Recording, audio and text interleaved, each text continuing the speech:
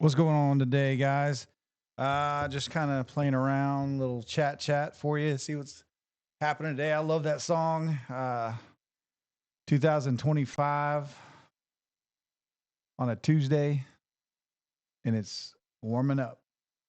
So if you haven't yet, you better start looking at your fishing plans. Uh, Something fun to do. Go out on a charter, do something. Go out there. I know a few of you out there want to go fishing sooner than later, and some people don't care.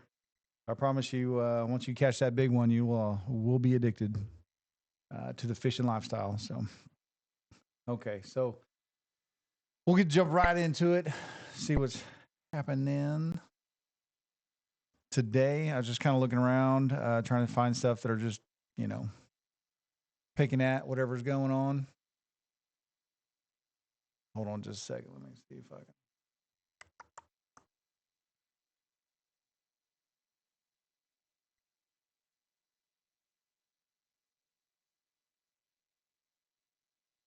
Hmm, I don't know. Let's see here. I'm just double checking everything, make sure everything's on like it should be.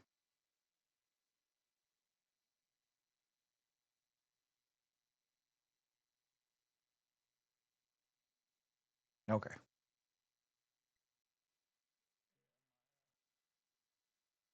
System check here. You know what I mean? System check. Reload. Double check. Make sure. There we go. Okay. Okay, so Trump, Louisiana governor, deliver remarks, just stuff that's going on in general, and see what keep up to date. Money is pouring in, and we want to keep it that way. And I think that's what's going to happen. We have tremendous interest in our country, more than ever before. There's never been anything like it. We're almost at a $4 trillion level, and that's something that's never happened. And I think hopefully it's because of the election on November 5th, but it's also because of tariffs, I suspect, Governor. But I'm thrilled to welcome Louisiana Governor Jeff Landry, a friend of mine for a long time, and to have you at the White House. And we thought this was going to happen. And I said, if you get it signed up, we'll do it at the White House. And you got it all done. I'm proud of you. Not surprised. Executive Chairman of Hyundai Motor Group, Jung E. Sun. Thank you very much. What a great honor. Vice Chairman Jay Chang. Jay, thank you. Hyundai Steel President Sue Gang Hyun.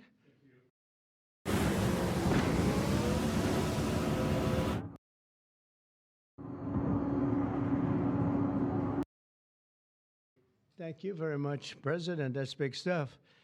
And former Ambassador Sung Kim. Thank you very much. Great honor to have all of you. Also, and these names are much less difficult for me, but I think we got them right. But this one we will definitely get right. Mike Johnson, our great speaker, and he's been doing a real job. Right, Mike? It's an easy job, isn't it? No. House Majority Leader Steve Scalise. Steve? Doing all right, Steve. I tell you, he went through a lot, and he's stronger than ever. Louisiana Speaker Philip Duvalier. Thank you very much. Thank you very much.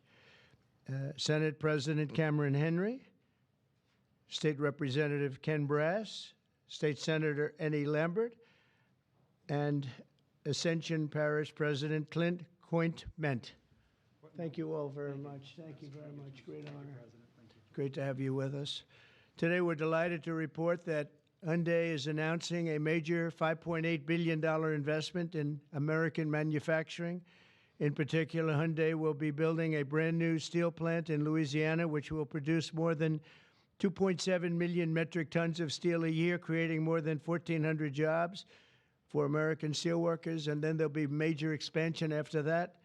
This will be Hyundai's first ever steel mill in the United States, one of the largest companies in the world, by the way, supplying steel for its auto parts and auto plants in Alabama and Georgia, which will soon produce more than 1 million American-made cars every single year. The cars are coming into this country at levels never seen before. Get ready. this investment is a clear demonstration that tariffs very strongly work, and I hope other things also, but the tariffs are bringing them in at levels that have not been witnessed. Hyundai will be producing steel in America and making its cars in America, and as a result, they'll not have to pay any tariffs. You know, there are no tariffs if you make your product in America, so it's something that. So I just wanted to add, if anybody's ever read The Art of the Deal, that was a Trump book, but it's one of those things where you negotiate when you buy a property like that, or you rehab a property, you build a property, you come in and say, hey, look, I need a break, right? So it's not like they're charging them taxes. They're actually doing the opposite. They're not charging them tariffs, but then when they move into Louisiana, they're going to say, hey, I don't want to pay any taxes for 5 years. I want a tax break.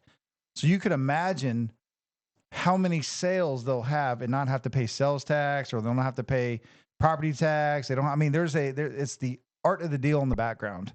I'm almost positive that there is some deal that they put together on the background. And it's not that they have to pay taxes, just being here alone, providing those jobs, because when they do pay taxes, it'll be astronomical. It'll be a huge thing for Louisiana.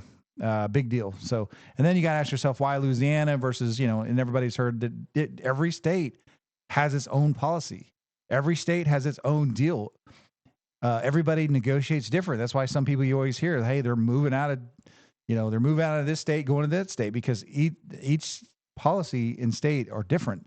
So that's one thing maybe we'll look up for next shows, who has what and why. But anyway, we'll keep on here. That's why so many people are coming. As you know, we have from Taiwan, the biggest chip manufacturer in the world, is coming in with $200 billion, and we have a lot of people coming and plants coming and companies coming that never would have been here, never would have even thought about it. The new steel plant in Louisiana is part of an even larger $21 billion investment Hyundai will be making in the United States over the next couple of years.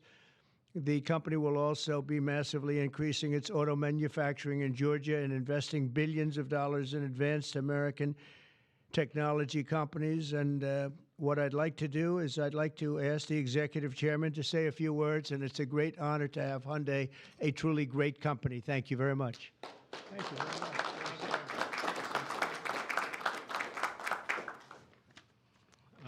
Thank you very much, Mr. President. Thank you for giving me this opportunity to speak here today, and thank you for the invitation. And congratulations on the remarkable start to your new term. Hey, Robert Herjavec from Shark Tank. I'm a huge fan. Hey, what is your #1 tip for saving money? Easy. It's been good. All right. Great. So Hyundai Motor entered the U.S. 1986. Since then, we have invested over $20 billion and now support more than 570,000 American jobs across all 15 Asian states. Today, I'm pleased to announce an additional $21 billion in a new investment over the next 4 years, our largest U.S. invest ever. A key part of this commitment is our $6 billion investment to strengthen the U.S. supply chain from steel and parts to automobiles. We are especially excited about Hyundai Steel's multi-billion investment in a new facility in Louisiana, which will create 1,300 American jobs and serve as the foundation for a more self-reliant and secure automotive supply chain in the U.S. To mark this milestone, we are honored to visit President Trump alongside. Welcome in. We were just discussing how, I guess, they've just decided, $21 billion invested with a bunch of jobs and property. Somebody, at least the landlord, somebody's going to get rich. Someone's selling something. So pretty awesome to see how fast that'll develop and what they're going to do, because, we are connected with all the foreign car dealerships. I mean, you know, they're the most. I think you see Honda, you see Toyota, you see all these other vehicles, and if one manufacturer does it, they'll probably all do it just to get the advantage. And again, don't forget, they're also getting huge tax breaks, not just the tariffs, but when they get into the country, they're giving the state's going to give them just even 1 year on sales tax break is massive. So I mean, I couldn't even imagine how much that is. Governor Landry and Speaker Johnson and Leader Scalise, deepening our partnership with the United States and reinforcing our shared vision for American industrial leadership. And this week, we are also proud to open our new $8 billion auto plant in Georgia. With this, our U.S. vehicle production will exceed 1 million units per year, as President mentioned.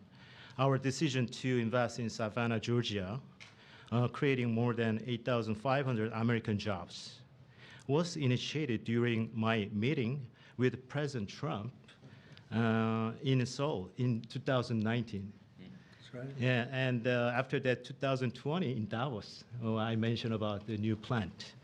So American Jobs was initiated during at the time. Now, as we proudly mark the completion of this transformative project in coincides with. So I just wanted to throw this out there, but Trump's like the Mark Zuckerberg to Facebook. He's doing things I don't think anybody else did, because I can't remember back in any major interview where they're saying that somebody's coming in per se and creating just billions of dollars of revenue for a state or for the country, you know, because it's the federal government. Why do they care if it goes to Louisiana? You know, at the end of the day, they're concerned about coming into every state. And then whatever state has the better deal, I guess that's where they're going to go. But I thought it was just interesting because it's almost a skill set, because just what he has in his background has the ability to make these deals work, because it's the deals he made, right? So when he bought a, you know, huge sky tower building, you know, he'd made the same deals. You know, he said, "Hey, I don't want to pay taxes. I'll remake this building and make it a lot, you know, really nice. And I just don't want to pay property taxes for, you know, 5-10 years." And when they agree to it, it's huge dollar amounts that they're saving. So I'm sure I can imagine they have a giga center manufacturing cars and all that other stuff. They're probably making a lot of money. At the end of the day, they're all businessmen. So that's interesting to see. With the beginning of President Trump's second term, making this moment even more special. Thank you. Yeah. Furthermore, HMG will purchase $3 billion worth of U.S. LNG to support America's energy industry and enhance our energy security. All of these efforts will accelerate the localization of our supply chain in the U.S., expand our operations, and grow our American workforce.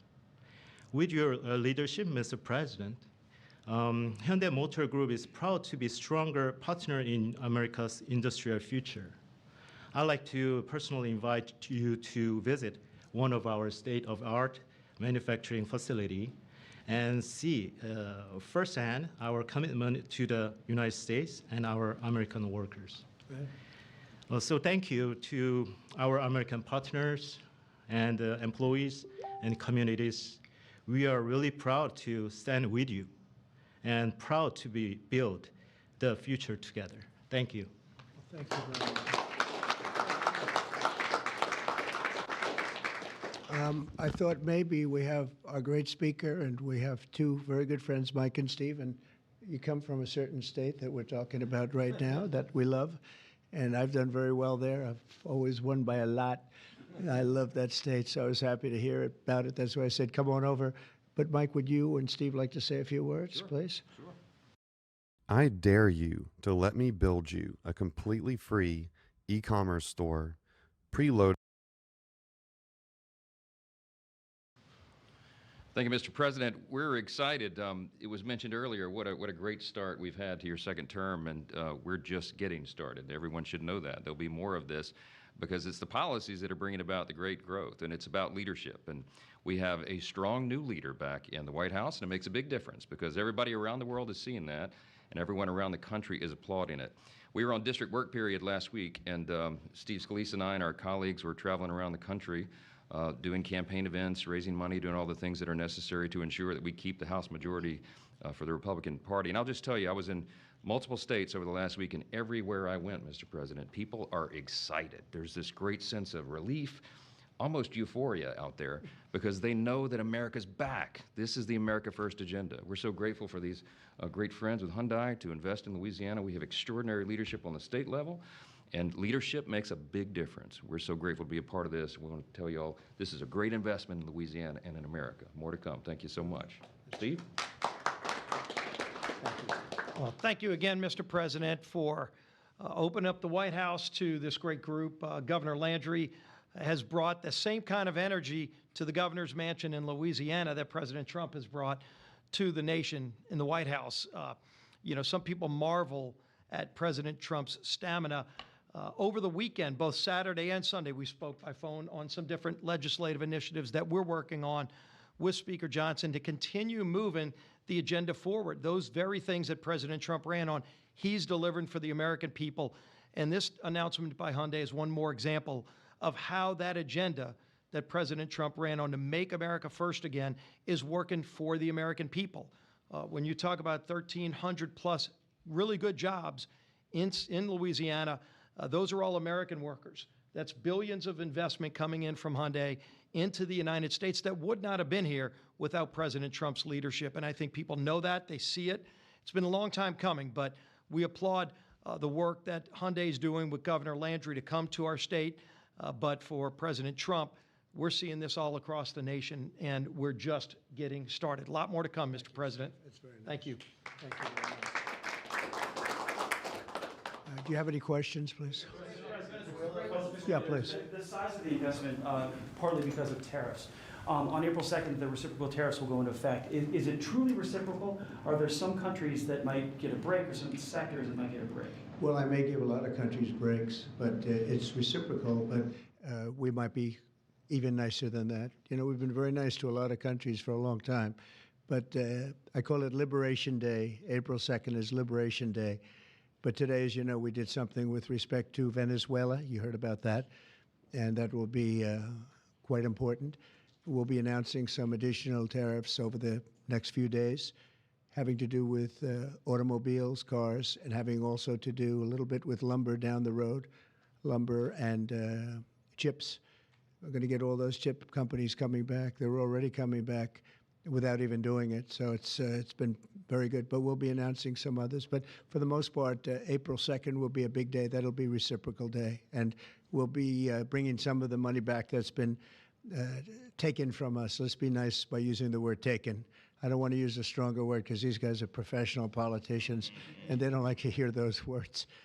I refuse to use the word stolen from us, but that's Some countries mutually bring down tariffs. Are you seeing that Oh, negotiation? it happened. Well, the European Union lowered their tariffs to 2.5%. We were only at 2.5% for cars, which is very low. And as you probably heard, that European Union lowered their number from much higher than that, many, many times higher. Surprised to 2.5%. So that was good. But I don't know that I expect that. It's up to them. But we have reciprocal tariffs. Mr. President, your reaction to the story in The Atlantic that said that some of your top cabinet officials and aides had been discussing very sensitive material through Signal and included an Atlantic reporter for that. What is your response to that? I don't know anything about it. I'm not a big fan of The Atlantic.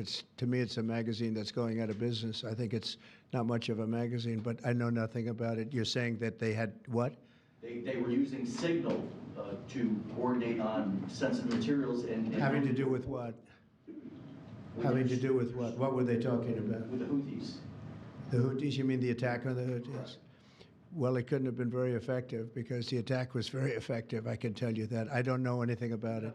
You're telling me about it for the first time. Anybody else? This announcement on Hyundai, is this a blueprint for you for other automakers to come to the United States to do what Hyundai was doing and investing so much in Louisiana and creating these new jobs? Absolutely.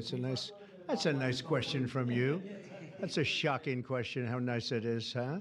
That's okay. That's a question that's a good question, actually. Yeah, sure. Hyundai's a great company. We have other great companies coming in, and we have some that are going to be staying here and very much expanding. And we have tremendous interest in every business. I can't just say automobiles, but automobiles is a big one. And yeah, this is the beginning of a lot of things happening. We've had, as you know, Apple's announced a $500 billion investment, and other companies have announced 250, 300 billion. But we're well into the $3 and $4 trillion mark, which is Billion. I got to keep saying that. Billion. They're investing that much. You can imagine somebody's getting paid. Employees are getting paid. I know they laid off a bunch of people. People were getting fired. People doing this, but yeah, that's the whole "who moved my cheese" concept. If you've ever read that book, it's a great book, but you got to pivot and move. never happened to our country before. What it really means is jobs. All we care about is jobs, right? We care about quality and quality of life and safety and security, but we care about jobs. And they're going to have we have a lot of people coming in. Governor Landry, if I may, Governor Landry, I would love to ask Governor Landry a question, if you don't mind. How did you convince Hyundai to come to your great state? How did you convince them to come to Louisiana? I switched. Everyone's switching to Red Pocket. Your new. It was easy. I told him we were going to have a great president this year, right? Look, I think that this is Americans seeing the America First policy in action, right? It's not just promises, it's about action. And not only and I appreciate their patience, because all last year, many of these legislators, the Speaker and the Senate President, we worked on making Louisiana as friendly for business as the president is making America. We worked on public safety. We worked on education reform, which the president's been working on. We worked on tax reform, historic tax reform. And what I can tell you is to echo. Welcome in. Hey, they're just discussing the billions of dollars that are coming in right now. All the big motor companies, Honda, they're all deciding like $21 billion giga facility, because you know how Elon's done facilities, abroad, but now they're all coming in. So the question is, what are we going to get out of it? How many people are going to hire? All that kind of thing. And that's what they're discussing. What the president said, in Louisiana right now, I believe before the summer's over, we'll have $50 billion worth of construction projects going on in Louisiana. That is a record, Mr. President. It has never happened under any other president, under any other administration. And I can only look at the leadership that he has brought, not only to the White House, but to the world as well. And so to have these executives come here and say, hey, we want to invest in America, because for decades now, what Americans have seen is jobs being offshored rather than onshored. And today's announcement is exactly that. This is a message for all America that this president and their governors out there care about the American worker. Mr. President, on your Venezuela tariffs, and I have to tell you that if you have any trouble getting permits, which you won't, come see me. I'll get them for you immediately. All right? But you're not going to have any trouble. We had... when I first got involved in this world of politics, when I went down to Louisiana, the two big LNG plants, and they were stuck for 14 years. They tried to get permits, and these were $12 billion and I think $15 billion plants. And they were working on it for 14 years in one case, I think 13 or 14 in the other. And I was able to get them in less than a week. And they were shocked. And probably some consultant got a lot of money for doing it, but nobody spoke to me about it other than this gentleman at the time. He mentioned it, and he did. They were in very much different positions, but they wanted to see if we could break the logjam, and I got it done. In one case, I actually got it done in one day, and the other case, I didn't do as well. It took a full week.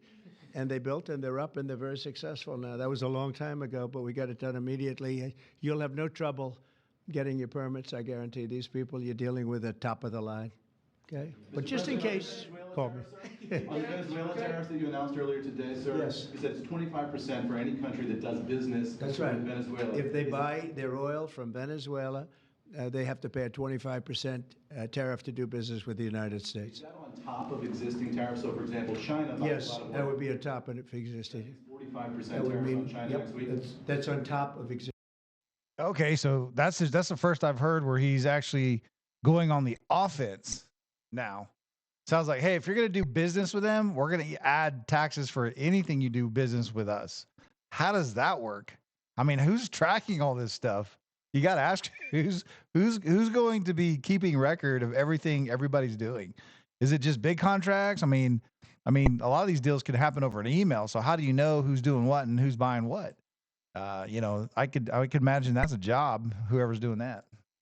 Existing tariffs, yes. And so also next week, April 2nd, as you said, Liberation Day, is that going to be sector tariffs as well as reciprocal tariffs? It's going to be everything. Yeah, it's going to be everything, but not all tariffs are included that day. For instance, we'll do some, as you know, we have already done steel and aluminum, and that's at a 25% level. And we are going to be doing automobiles, which you've known about for a long time. We'll be announcing that fairly soon, over the next few days probably. And then April 2nd comes, that'll be reciprocal tariffs. But we may take less than what they're charging because they've charged us so much, I don't think they could take it. In other words, they've charged us so much that I'm embarrassed to charge them what they've charged us, but it'll be substantial. And you'll be hearing about that on April 2nd. And it will be Liberation Day because we'll be taking in I'm Dr. Suarez, a board-certified dermatologist. I know firsthand, thinning of your hair can be really distressing. large amounts of money for our country, and that's lower taxes and all of the things that are good, and jobs, a lot of jobs. And what's your message for the big corporate clients of the big law firms that you've targeted with your executive orders? Do you want those big corporate clients to find new lawyers? I just think that the law firms have to behave themselves, and we've proven that. We have others that want to make a settlement also. They, having to do with the election and other things, they behave very badly, very wrongly, and I appreciate the one, these are the biggest firms, and they all came back realizing that they did wrong, and that's why they're doing this. So I just think they have to behave. We have to straighten out our country. We have to straighten out our elections. Our elections are very dishonest, very corrupt, and we have to straighten it out, and it's so easy to do it, and we should go. I know we were just talking about that. Like, you would think that, I know with everything else going on, the priority would be to correct any doubt that our election can be falsified. That you're playing with fire on that. So hopefully, I'd really like to see him do something. I know with every other plate he's spinning, but to lock up the fact that, hey, you can't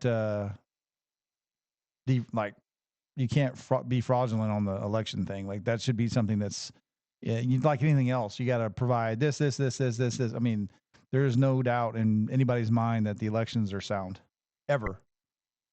Go to paper ballots.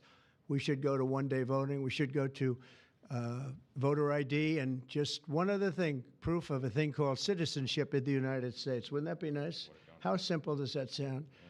Proof of citizenship, voter ID, one-day voting, and paper ballots. Paper ballots are very secure. They have watermark paper. It's very intricate stuff. It's very technologically advanced, even though it's paper.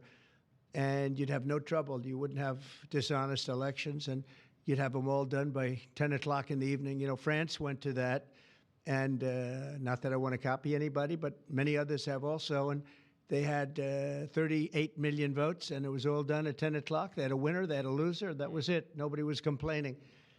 And they had it backed up with paper. And it's so easy to do. The other thing, you'd save about, this would cost you about 8% of what the machines cost. So the paper would be much less expensive. So if you're looking to save some money, that's a good way to save it. So it's a shame that we've gone through it. We've gone through a bad election, really bad election. The election was so bad. And think of it. You wouldn't have had the October 7th disaster with Israel. You wouldn't have had Russia and Ukraine, because that would have never happened. You wouldn't have had inflation. You wouldn't have had the type of withdrawal from Afghanistan that you witnessed, which was probably one of the primary reasons that Russia went into Ukraine. They saw that mess, how badly it was handled. They said, wow, this is a paper tiger.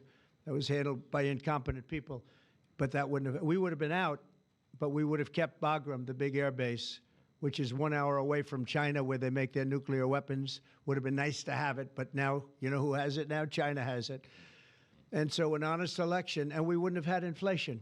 You know, you had the record-setting inflation. We wouldn't have had inflation. I want to thank everybody for being here. I want to congratulate Hyundai, a great company, and we will do everything possible. And I will say you picked a fantastic state. You're really with tremendous people and tremendous leaders. And Speaker, I want to thank you for doing a great job. You and Steve, thank you very much. Yes, Appreciate it, Steve. Thank you very much. Thank you. Thank you, everybody. Thank you. Violated the Espionage Act, sir. Thank you very much, everybody. If you get a briefing on that, would you let us know, please?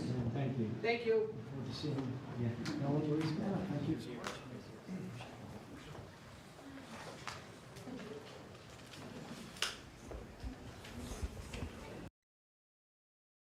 Well, there you go. $21 billion. That's a lot. It's a lot of money. So, hey, that's awesome. I found some more stuff on just the housing market because I'm just more of a housing guy myself. Just kind of see what's going on. But even Zillow is, Zillow's coming out with books. If you're going to sell a house, April is the highest time to do it on record. Right? People sell their houses in April. It's like the most people, for spring are buying, and they want to be settled for summertime. So that's like the record peak, and that's from Zillow's book. It's in books. Let's just something say. Zillow just cut their 2025 home price forecast again in a sign of a continually weakening housing market in 2025. The buyer demand is down, the inventory is up, and many different cities are now shifting into a buyer's market. And what's really interesting is that Zillow has now cut their forecast all the way down to 0.6% growth on a nationwide basis this year. This forecast was originally almost 3% when the year began.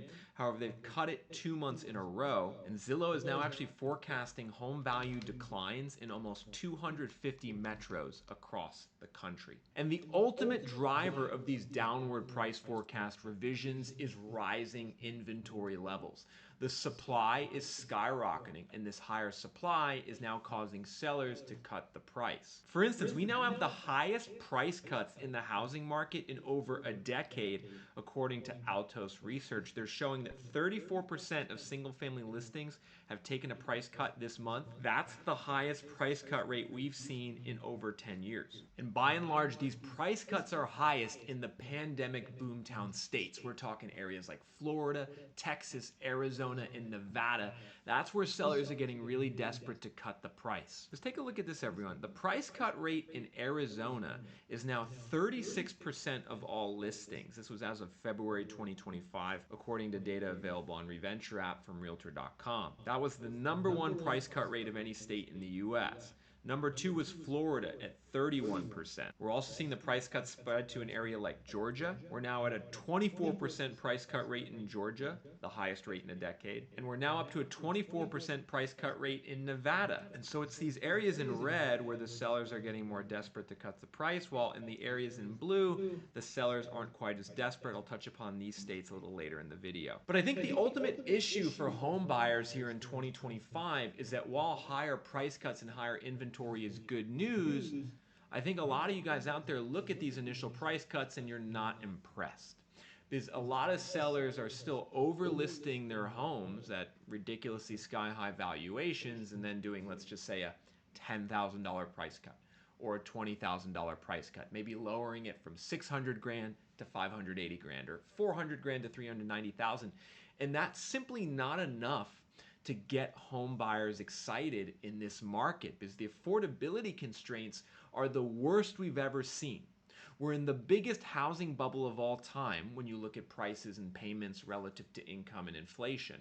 And so we're going to need more than just itsy bitsy price cuts to bring buyers back. And I want to show you guys what's concerning me about the housing market right now and why I think a lot of people are underestimating the chances that we have a significant downturn this year. And that's the buyer demand, the home sales. The National Association of Realtors just came out with their February 2025 home sale figures, and it was the worst February for home sales in 14 years. You can see we had 4.26 million seasonally adjusted home sales in February.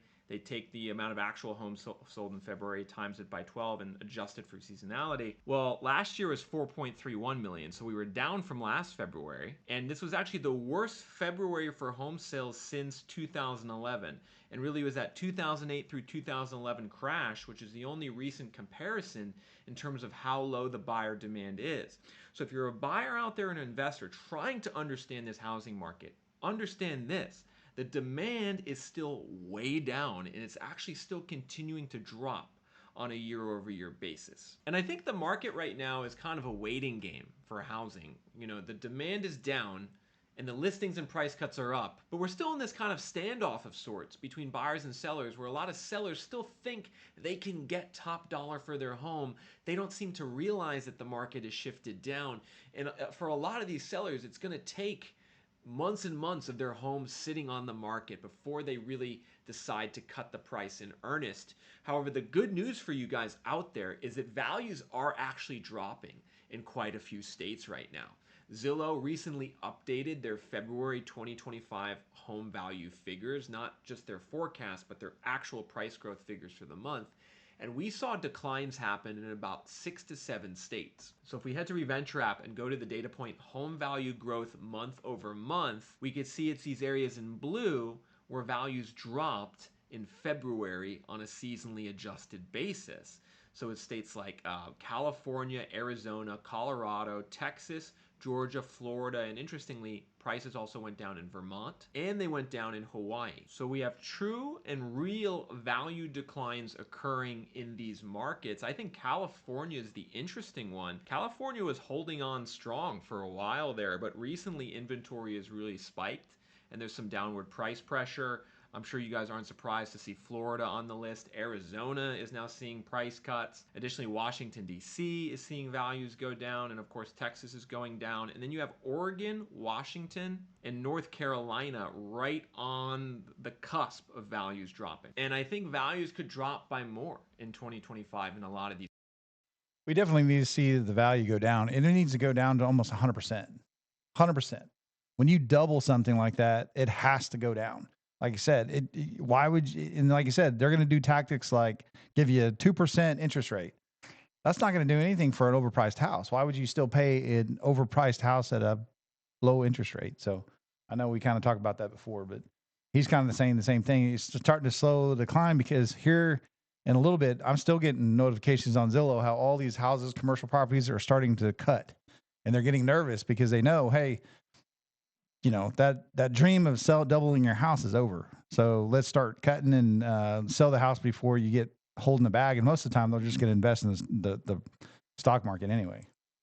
These markets, because, you know, we here at Reventure, we do our own home price forecast. You know, so I led with what Zillow is forecasting, but we do our own home price forecast here at Reventure that actually was really strong over the last 2 years of predicting where prices are heading in the future. And what I'm going to do right now is show you the states where Reventure is forecasting that prices are going to go down the most. Because these states, folks, like you look at the inventory, you look at the price cuts, you look at the days on market. You know, houses are just sitting for a long time. Sellers are cutting the prices. All the cocktails are there for continued value declines. And if we shift here to What's up, Shane? Shane, what's up? Yeah, definitely. Florida, like I said, it shows Florida dropping. I think they said 12% or something like that, but they're starting to, like you said, you're going to see the teeter tot and then the dip here pretty soon. So, and like I said, if they don't get it sold in April, in May and somewhere like that, it's your high peak for when people buy. And that's like according to Zillow. Home price forecast on Reventure app, you can see this is a score from 0 to 100. 50 is in the middle, and if your state is below 50, that indicates downward price pressure. And we now have downward price pressure in about half the states in the US. So we here at Reventure app are forecasting declining prices in about 20 different states over the next year. Where are we forecasting the biggest declines? That would be Florida.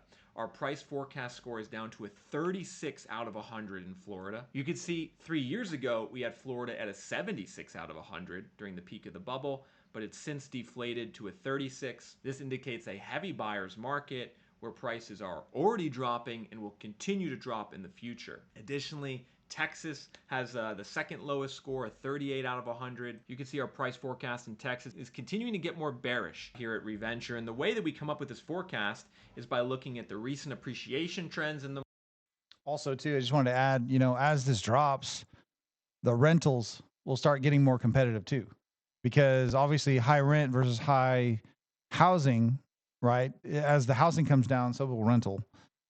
So just something to watch for.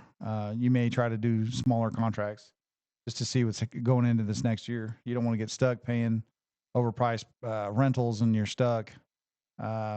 When now it's kind of like the internet, you always see, hey, $20 for internet. It's like, I'm paying 100, but yeah, because they got you for, however many long, 18 months or something like that. And they know it. The market, the days on the market, the mortgage rate trend, the inventory trend, and the price cut trend in all these different areas. So this is real fundamental data telling you that these markets are slowing and becoming friendlier for you as a buyer. But what I'm really interested in right now is kind of the Mountain West.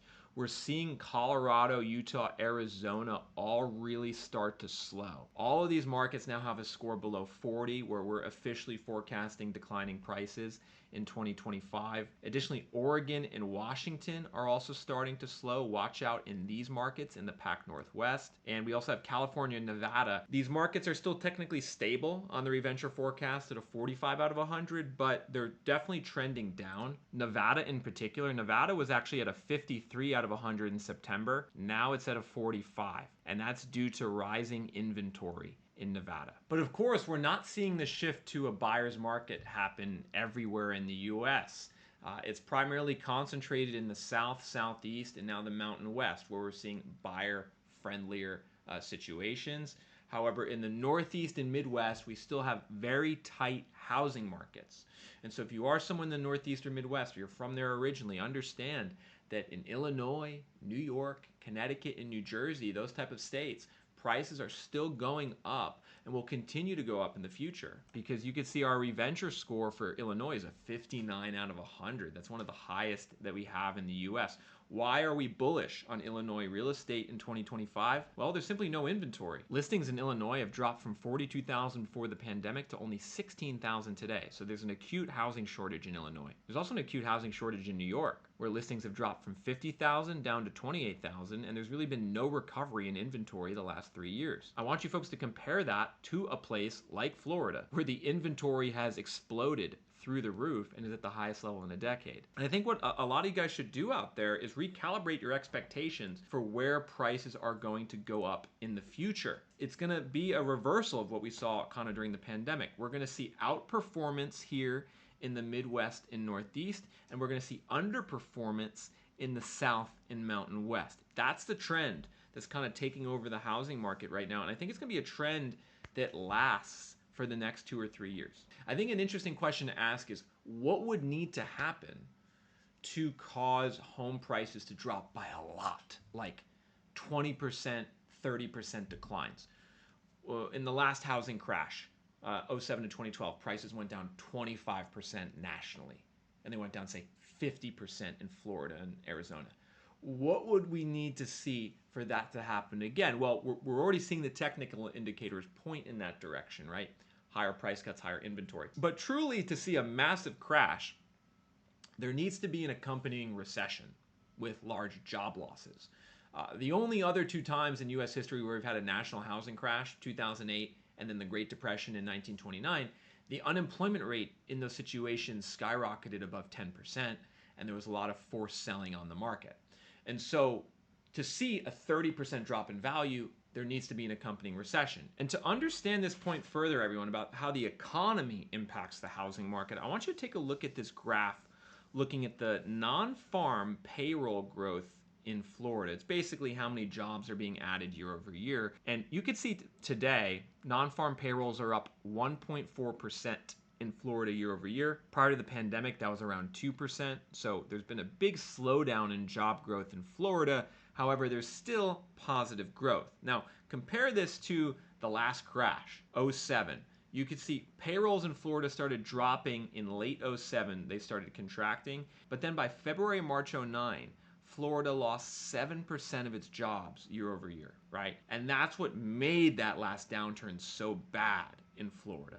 It's a similar situation in Nevada. Nevada had the biggest housing crash of any state in U.S. history in the last downturn. Prices went down 60%. Why did they go down 60%? Well, the non-farm payroll growth in Nevada went to minus 10% in June 2009, meaning that there was 10% fewer jobs in Nevada in June 2009 than June 2008.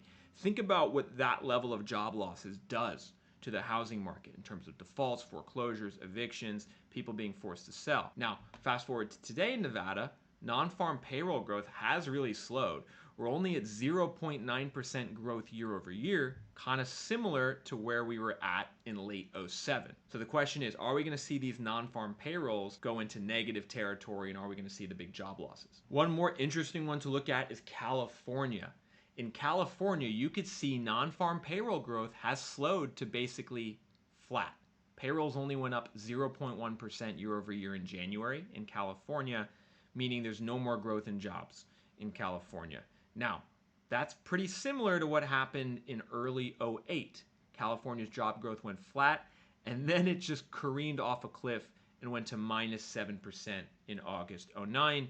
Values in California went down almost 40% in that last crash. And so I think this is instructive for you guys out there who might be waiting not just for, let's just say, some initial price cuts or values to go down 5 to 10%. I think some of you are waiting for much bigger price declines, 30, 40%. And I think it's feasible to see that in certain markets given how overvalued the prices are. However, to see a 30 or 40% drop, we would need to see the payroll figures really start to go down. There would need to be a lot of job losses, which would create forced selling, foreclosures, mortgage defaults, and that would really be the impetus of what causes prices to go down by a lot. And so a lot just hinges on where the economy is heading in 2025. And you guys can let me know in the comments, do you think we're heading for a recession? Do you think we're going to see lots of job losses this year? Certain indicators right now say yes. Other indicators are more unclear. I'm curious what you guys think. But fundamentally, it's super important to understand what the trends are now in your housing market, because that's going to be very instructive about where the market's going in the short term and if you should buy now or wait, or where you should buy. And one area I continually to look at is my backyard here in Tampa St. Pete. Take a look at this, everyone. We have values now dropping month over month in pretty much every zip code here in Tampa St. Pete. In some of these zip codes, prices are dropping 1.3% month over month, which annualized is over 15% a year. You can see there's only a couple pockets here in the center of Tampa where values are still appreciating, but I don't think that's gonna last for long because we have a heavy downward price forecast for most of these areas on Reventure app. And I just wanna quickly explain to you guys how to use this forecast. So if you look in an area like 33607 in Tampa, you can see this forecast was a 78 3 years ago and was a 45 last year. So a year ago, we were forecasting kind of stable to slightly declining prices in this zip code. Now we're at a 27 out of 100. When you see that type of drop, it indicates a massive shift in the market. And the reason we're forecasting that type of drop here in Tampa is due to a massive spike in homes for sale. We've now gone up to 114 homes on the market. You can see that's by far the highest level of supply in a decade. Meanwhile, the DOM is up to 91 days on the market, and we're up to a 42% price cut rate. So what the Reventure score does is it takes those data points and aggregates them together to create a total score that gives you an indication that prices are going to drop, and drop potentially by a lot. What I would encourage you guys to do if you're interested in the future direction of your housing market is to access that score on Reventure app. Head to www.reventure.app and type in your city or zip code, and then go to popular data and hit home price forecast and upgrade to a premium plan. The cost is $39 a month to see that forecast. This is really invaluable data to help you as a buyer and investor understand where your market is trending.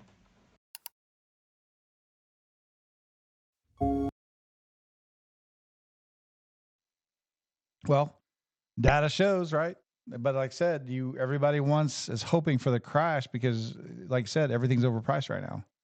It's overpriced because of what's happened with COVID. So we have to get out of the habit of overspending.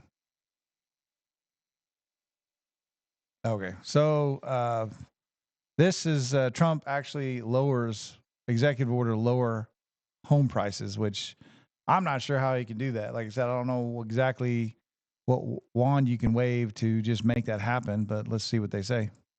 Hey guys, it's Graham here, and if you haven't heard it yet, breaking news, we now have an official plan from Donald Trump that aims to lower the cost of housing. After all, affordability is at its lowest level in more than 3 decades. 76% of Americans feel like the cost of housing is a growing problem. Inventory is at a record low, and if there's a solution, now is the time to pay close attention, because it's crucial that we talk about exactly what's being proposed, what this means for you, the chances of this passing, and the likelihood of it making a sizable financial difference, especially since this could result in more than 4 million new homes potentially coming on the market. Although before we start, if you appreciate videos like this, where we just talk about the facts, regardless of what side you're on, it would mean the world to me if you hit the like button or subscribe if you haven't done it already. I know it sounds silly to ask for, but it actually does make a pretty big difference from the channel. And as a thank you for doing that, I'll do my best to read and reply to as many comments as I can. So thanks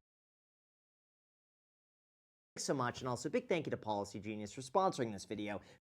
When home builders went into overdrive, back then they constructed more homes than buyers could purchase. People were purchasing properties with no money down, and once sellers began cashing out, everything suddenly collapsed. Now typically, a market correction like this would be much needed, because it's how a lot of people, including myself, were able to purchase their first property for a fraction of the price that it is today.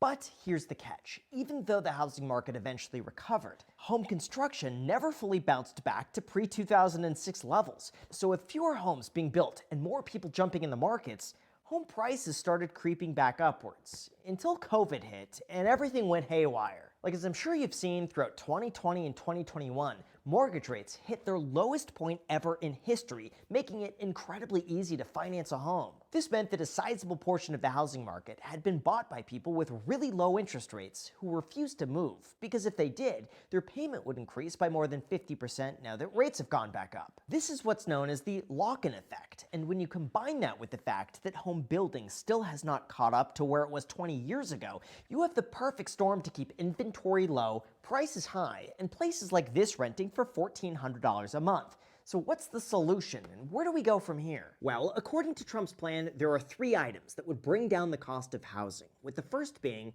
building codes. As an example of this, the Department of Housing and Urban Development previously issued a policy that required all new construction meet a certain level of energy efficiencies if they were to qualify for federally backed mortgages. Now, even though this is certainly an upgrade, the National Association of Home Builders estimated that this could add up to $31,000 to the cost of a new home. And that's just the very beginning, because these energy efficiencies apply to pretty much everything, from furnaces to water heaters to air conditioners, dishwashers, and light bulbs. The list goes on. Now, personally, I'll admit, I'm a fan of energy efficiency. I'm not a fan of wasting energy. I like to turn off electricity when I'm not using it, and I like renewable energy. But I'm also not naive to the fact that when certain things are mandated by the Housing and Urban Development, that's going to drive up the cost. And if the only goal is to bring down the cost of a house to then pass the savings on to the buyer, this will make a bit of a difference. And that's what also brings me to my second point, less regulation. According to a prior executive order, Trump wrote that many Americans are unable to purchase homes due to historically high prices, in part due to regulatory requirements that alone account for 25% of the cost of constructing a new home. And according to several studies, he's not wrong. On single-family homes, government regulation accounts for 23.8% of the overall cost, and on multifamily, it's a whopping 40.6%. On top of that, it said that even though many land use decisions are made by local governments, easing federal restrictions would help lower construction costs for home builders. However, critics of this argue that many of Trump's other policies, like tariffs, could actually end up having the exact opposite effect. Like, a lot of lumber comes from Canada, which could add a 25% increase to cost, and deportations could raise the cost of labor since, let's be honest, a lot of home builders use workers from out of the country. But either way, as it is right now, when builders look at their overhead cost, building affordable units just isn't profitable. And the only way that they can make money is by constructing luxury units. So if you could bring down the cost of overhead for builders, that should, in theory, make it more affordable for everyday buyers. Which then brings us to the third point of Trump's plan, building on federal land. See, what most people don't realize is that 28% of the entire United States. This space battle made video game history. Thousands of players flying player-built ships. is owned by the government. This includes things like national parks, areas with mineral rights, military bases, and locations preserved for conservation. So as a way to help spark economic growth, the Trump administration is setting up a national task force to locate federal land that could potentially be used for affordable housing development. The goal is to open up large areas of federal land by transferring or leasing it to local governments. In terms of what this could look like, the American Enterprise Institute said that this could result in the construction of 3 to 4 million new homes across western states like Nevada, Utah, California, and Arizona. Although even though this looks pretty massive, when you really take a close look at this, you'll begin to realize that only a very small percentage of land is actually buildable. After all, most of this land is completely remote. It requires things like roads, electricity, and plumbing just to make it accessible. Not to mention, most of this land isn't located anywhere near a place that most people would want to live. Although the Wall Street Journal did take a closer look and found that 7.3% of all federal land would overlap with an existing city. So this could potentially be used for additional development. But in terms of whether or not this is actually going to make a difference and what you could expect in the housing market over the next few years, I hope you're sitting down. Although before we go into that, when it comes to investing, building wealth, or even basic personal finance, it is crucial to plan ahead and think long term. Like, take the housing market as an example. History shows that the longer your time horizon, the greater the chances of coming out ahead profitable. And in my opinion, this mindset applies towards anything worth building. After all, so many people are completely unprepared for the future. They have no backup plan in the event that something unexpected happens. And if you want to take matters into your own hands and protect everything that you've worked so hard for, then our sponsor, Policy Genius, is there to help. They make it incredibly easy to compare life insurance quotes from America's top unnecessary medical exams. Even better, step, answer any questions you have, life insurance off your to-do list, and land, lowering the cost of housing and the impact this is about to have on the housing market. Here's what you came for. As far as Trump's use of federal land, it's really important to clarify that, according to them, this isn't a free-for-all to build on federal lands, although we recognize that bad faith critics will likely call it that. It's a strategic effort to use our resources responsibly while preserving our most beautiful lands. They further went on to say that for land use, all options are being explored, including transferring or leasing federal lands to public housing authorities, nonprofits, and local governments. However, lands within national parks, wildlife refuges, or other conservation areas will remain protected. Specifics will be announced as the task force completes its review and finalizes details. Practically, this just means that if an area is rezoned for development, it's probably just going to be near an existing city. Now, I guess I have to comment on the NGOs at this point. So really, pretty much non-government organizations can come in and do whatever they want. So I know they're cracking down on them, but, is that what's going to be used? I don't know. Without an alternative purpose, and the government's likely going to rent it to the city on a land lease so that way they retain some level of control and ownership. Although as far as where we stand right now in the housing market, if nothing changes, Zillow economists believe that U.S. home prices will rise just 0.8% between February 2025 and 26. Or basically, home prices are going to decline year over year when you account for inflation, which is the lowest level that they've given since 2020. In terms of why, they say that the rise in active listings is fueling softer price growth as greater supply provides more options and more bargaining power for buyers. On top of that, potential buyers are opting to remain renters for longer as affordability challenges suppress demand for home purchases, with the weakest markets coming in around Louisiana and Texas. However, even though the market does appear to be mostly stuck, there is some good news with Trump's policies. All the economic uncertainty is causing mortgage rates to fall, making it more affordable for a buyer to purchase a home. That's right, as a result of cost cutting, tariff concerns, and recession fears, mortgages are getting slightly more affordable, bringing a surplus of buyers and sellers back into the market, which inadvertently is helping the housing economy. Although if you expect prices to fall, according to the data, think again. Here's the thing, when it comes to affordability, we have two aspects to consider. The first is a home selling price, and this is pretty straightforward. The more expensive the home, the higher the average payment, and the more... So I just want to kind of key in on this. I really truly believe that if you look at the assessor site, right, for your county, for a house that you're wanting to buy, take that 2020 worth of what the government or the local state and government thinks your house was worth, drop that by 20% even, and then that would be your offering price. Don't do this. Say, oh, I look at it and pay for overpriced house with just a real low interest rate. You don't want to do that. Unaffordable it becomes. But the second is where the real magic happens. Monthly payments. In this case, if you get a $500,000 loan at a 7% interest rate, your monthly payment's going to be $3,300 a month. But if interest rates are at 3.5%, the exact same loan would be $2,200 a month, even if home prices stay the exact same. And this is what we could expect to happen. As an example of this, with the exception of 2008, home prices have been shown to continue rising even during a recession 81% of the time. But interest rates usually end up going lower, meaning we could enter a situation where sales prices stay the exact same, but monthly payments go down because we enter a recession, home prices don't budge, but monthly payments go down. Yes, I know that sounds confusing, but all you need to know is this. Lower interest rates allow people to take on a larger loan. But if a recession hits and fewer people are in the market, it's almost like a counterbalance, preventing prices from skyrocketing back into the stratosphere. Although in terms of what I think and my honest thoughts on Trump's housing plan, here you go. From my perspective, politics aside, if we want to tackle the housing problem, here's what we're up against. Do not pay somebody to build you a Shopify store, because I'm going to do it free with 20 handpicked products by my. According to the Realtor.com chief economist, the U.S. is facing a deficit between 2.5 million and 7.2 million homes. So right off the bat, home construction would have to increase by a lot to even begin to make a difference. And I'll be honest, federal regulation is only a very small piece of the pie. Like, even if building costs can come down 20% through eliminating things like energy efficiency, which would be very ambitious and unlikely to take place in the next year or two, even if that did happen, home prices and monthly payments are still 50% higher than they were 5 years ago. So the end result is still home prices are very expensive. To dig a little deeper, Trump's latest executive order so far lacks any concrete details as to exactly where he's going to be cutting exact costs, other than citing regulatory requirements, which so far fall back on the state to ensure that developers aren't cutting corners. And even though opening up federal land is certainly interesting, only a small portion is located in an area that would actually make a difference.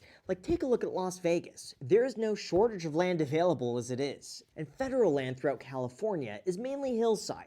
And we all know how that turned out. Now, that's not to say that they can't properly build on federal land. It's just that it's going to be a lot less than people expect. And the underlying conditions still haven't changed. It's extremely expensive to build. People don't want to move. And things like regulation, zoning, and permits take a long time to get approved. In my opinion, the only way to unfreeze the housing market is to allow people to take their existing mortgage with them on a primary residence when they buy another property. From there, expedite the permits so people aren't waiting months for approval, and increase the capital gains exclusion from $500,000 to $1 million for married couples on, again, their primary residence to incentivize people to pick up and move. Honestly, if anyone from the administration is watching this, take my ideas, because all of these things I think are practical ways to unstick the housing market immediately. And if I could take my mortgage rate with me when I go and buy another house, I would consider moving, which says a lot because I absolutely love where I am. Anyway, all of that is to say that there's not much that I see significantly impacting the housing market over the next few years outside of a severe economic recession, which could actually be good for the housing market if interest rates fall. And all of these proposals are likely going to take 2 to 3 years to actually begin to make a difference. Like, you have to think, a lot of the major home builders plan their projects 1 to 2 years in advance. So once something actually passes, it's going to take at least that long to begin to show up in the market,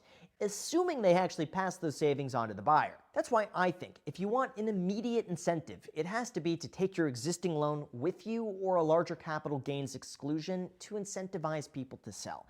Yes, I understand this mainly benefits existing homeowners, but if the goal is to have more inventory come on the market as soon as possible, that would certainly do it. But then again, what do I know? I'm just a dude making videos in a half-converted garage, and I have no idea what I'm talking about. So let me...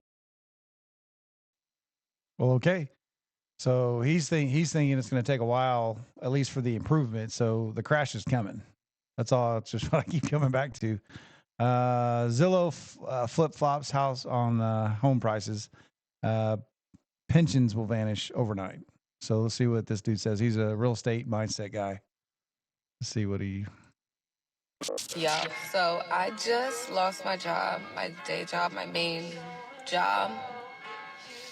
And I just moved from an apartment where I was paying $1,200 in rent to a house where I'm paying $25. But, you know, I cried some tears, but they're angry tears because I about turned that. I try not to cuss anymore in 2025. Because I'm like, I could have mailed y'all this computer. Y'all had me drive an hour and a half to tell me that you were restructuring the company after I spent the last 3 years building the structure of this company. It's crazy.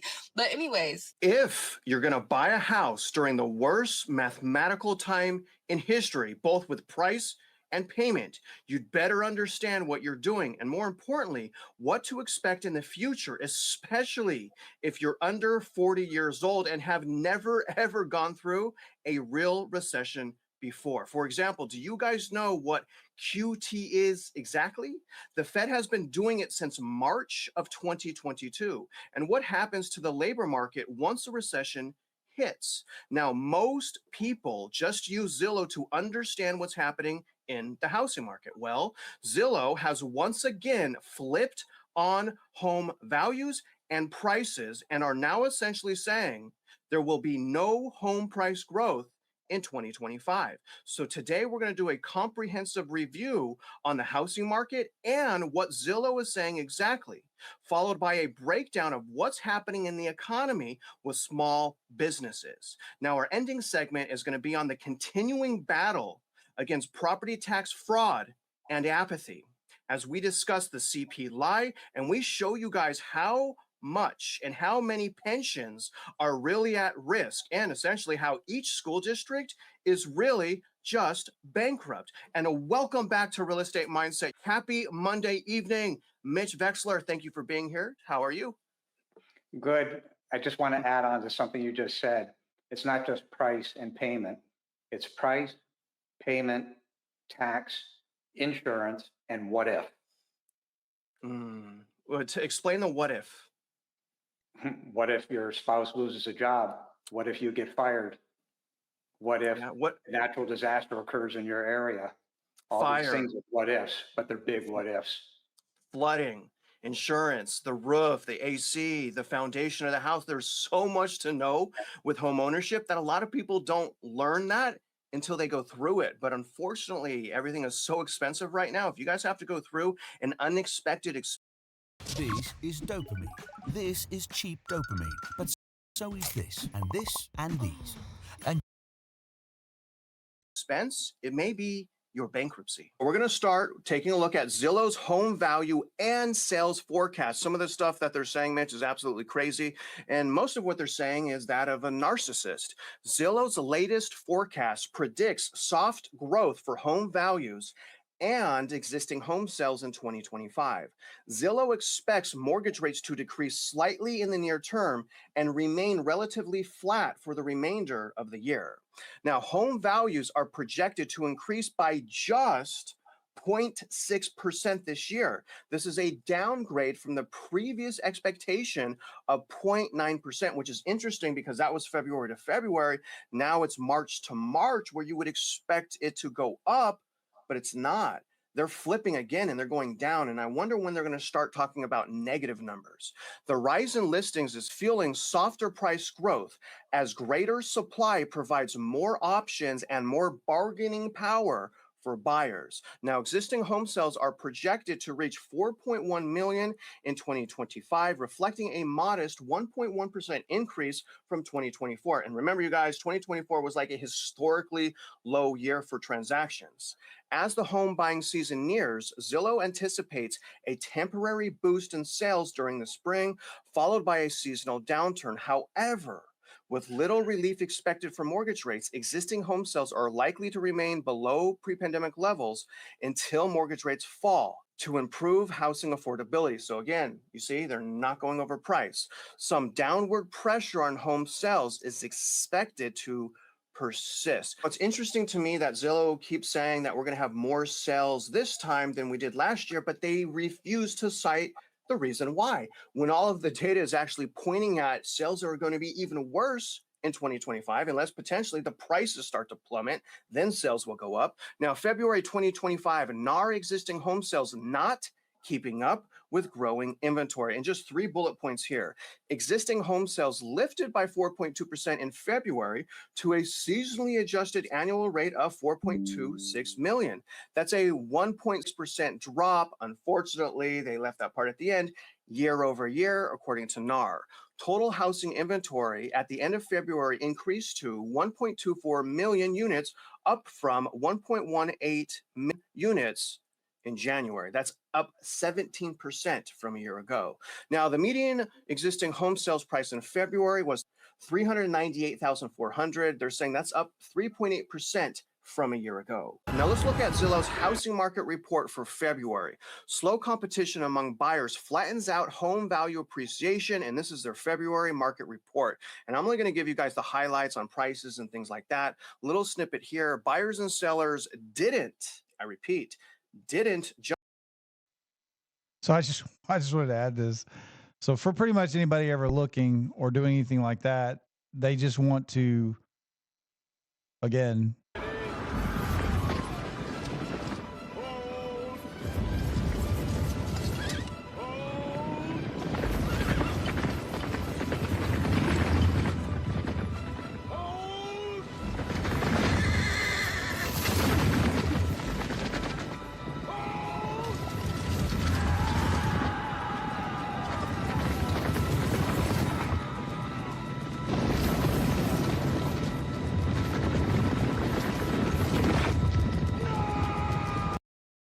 so that's, I just wanted to share that. That's something all home buyers should do.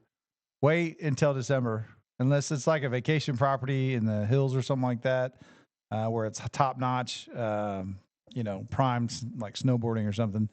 Don't do anything. Don't do anything. Let it crash. Let it crash as it should, and let everything readjust to what it should be affordable for the American people. Of course, anybody looking for something to do, they may get into contracting too, because it sounds like once it comes back affordable, then everybody is going to jump on the bandwagon. Go build some houses. Build, right? Kind of like Grant Cardone said, build. It's the time of building. But yeah, sure, build, but nobody's going to, he's talking about apartment complexes mainly. But anyway, I just thought that was funny. Let's we'll get back on track here. Jump back into the housing market as they expected in February, but lower mortgage rates should encourage them in March. Why? Why, Zillow? Why should that encourage them in March if the rates went down a quarter point and yet the prices are $250,000 higher than they were 3 years ago? What is there to be excited about that? I mean, seriously, it's not the lowering of the interest rates is not even keeping up with the increases in property taxes, insurance, and HOA. And when I scroll down to home values under the market report, few things that I want to go over with you guys. First one here is home values climbed. So they went up month over month in only 16 of the top 50 metro areas. So the bifurcation is still there. Home values fell on a monthly basis in 23 of the 50 largest metro areas. Now, when we look at the year-over-year information, which is supposed to take out seasonality, home values are up from a year ago in 37 of the 50 top largest metro areas. Remember, that used to be 49. It's now 37. Now, home values are down year over year in 11 top metro areas right now. The largest drop is in Austin at 3.8% year over year. Number 2 is Tampa. Tampa is surging on this list at a decline of 3.6% year over year. San Antonio, another Texas, down 2%. New Orleans, also in the Gulf of America or Panhandle, is down year over year 1.7%. And look at Phoenix has made an entrance at a decline of 1.6% year over year. I wonder if that has anything to do with the failing chip manufacturing manufacturing plants. When we look at inventory and new listings, all I want to point out here, guys, is new listings are 21.2% lower than pre-pandemic. I'm highlighting that again because of the bifurcation of the housing market. In Texas and in Florida, which is the number 2 and the number 4 biggest housing markets, we have way more inventory right now than we did pre-pandemic. Now, the number 1 housing market, which is California, also also has more inventory than they did right before lockdowns. So things are changing, but nevertheless, when we add it all together, we're still down about 21% from pre-pandemic levels. When we go to price cuts and shares sold above list, 21.6% of listings in February had price cuts. You guys, the month before that, it was a record high. So that's down from a record high by 1.1%. Now, when we look at the market heat index, the strongest sellers market, they're saying, is in Buffalo, San Jose, San Francisco, Hartford, and Boston. The strongest buyers markets are in Miami. Are you guys? They're in Miami, really. The strongest buyer market, okay, is in Miami, New Orleans, Jacksonville, and Tampa. So not in the metros with the leading price decline, they're saying. That's very, very interesting. No wonder why they flip so much. Now, this is also interesting, Mitch, when it's talking about rents. Rents are actually up 3.5% year over year. Rents did fall on a monthly basis in only 2 major metro areas, which is Cincinnati at 0.3% and Buffalo at 0.2%.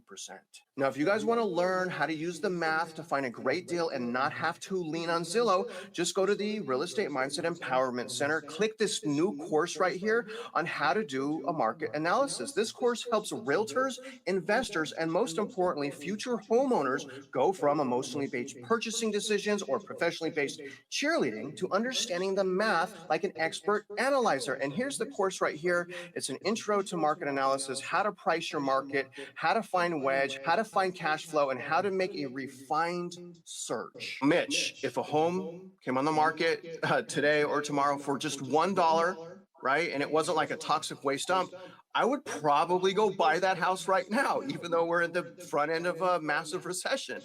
So if I can ask, and a lot of people really want to know this from you, Mitch, under what conditions would you, Mitch Wechsler, suggest or recommend that someone purchase a house in 2025? Free cookie for life. This is why I canceled my DoorDash subscription and switched to Cookie Night after months spending waiting. We're right back to the idea of the price, the payment, the insurance, the tax, the what if. And on part of the what if column, if you said, as a potential buyer of a house, if something goes wrong, can I rent this house? Well, now you become a landlord. So as a landlord, you would want a rate of return on your money.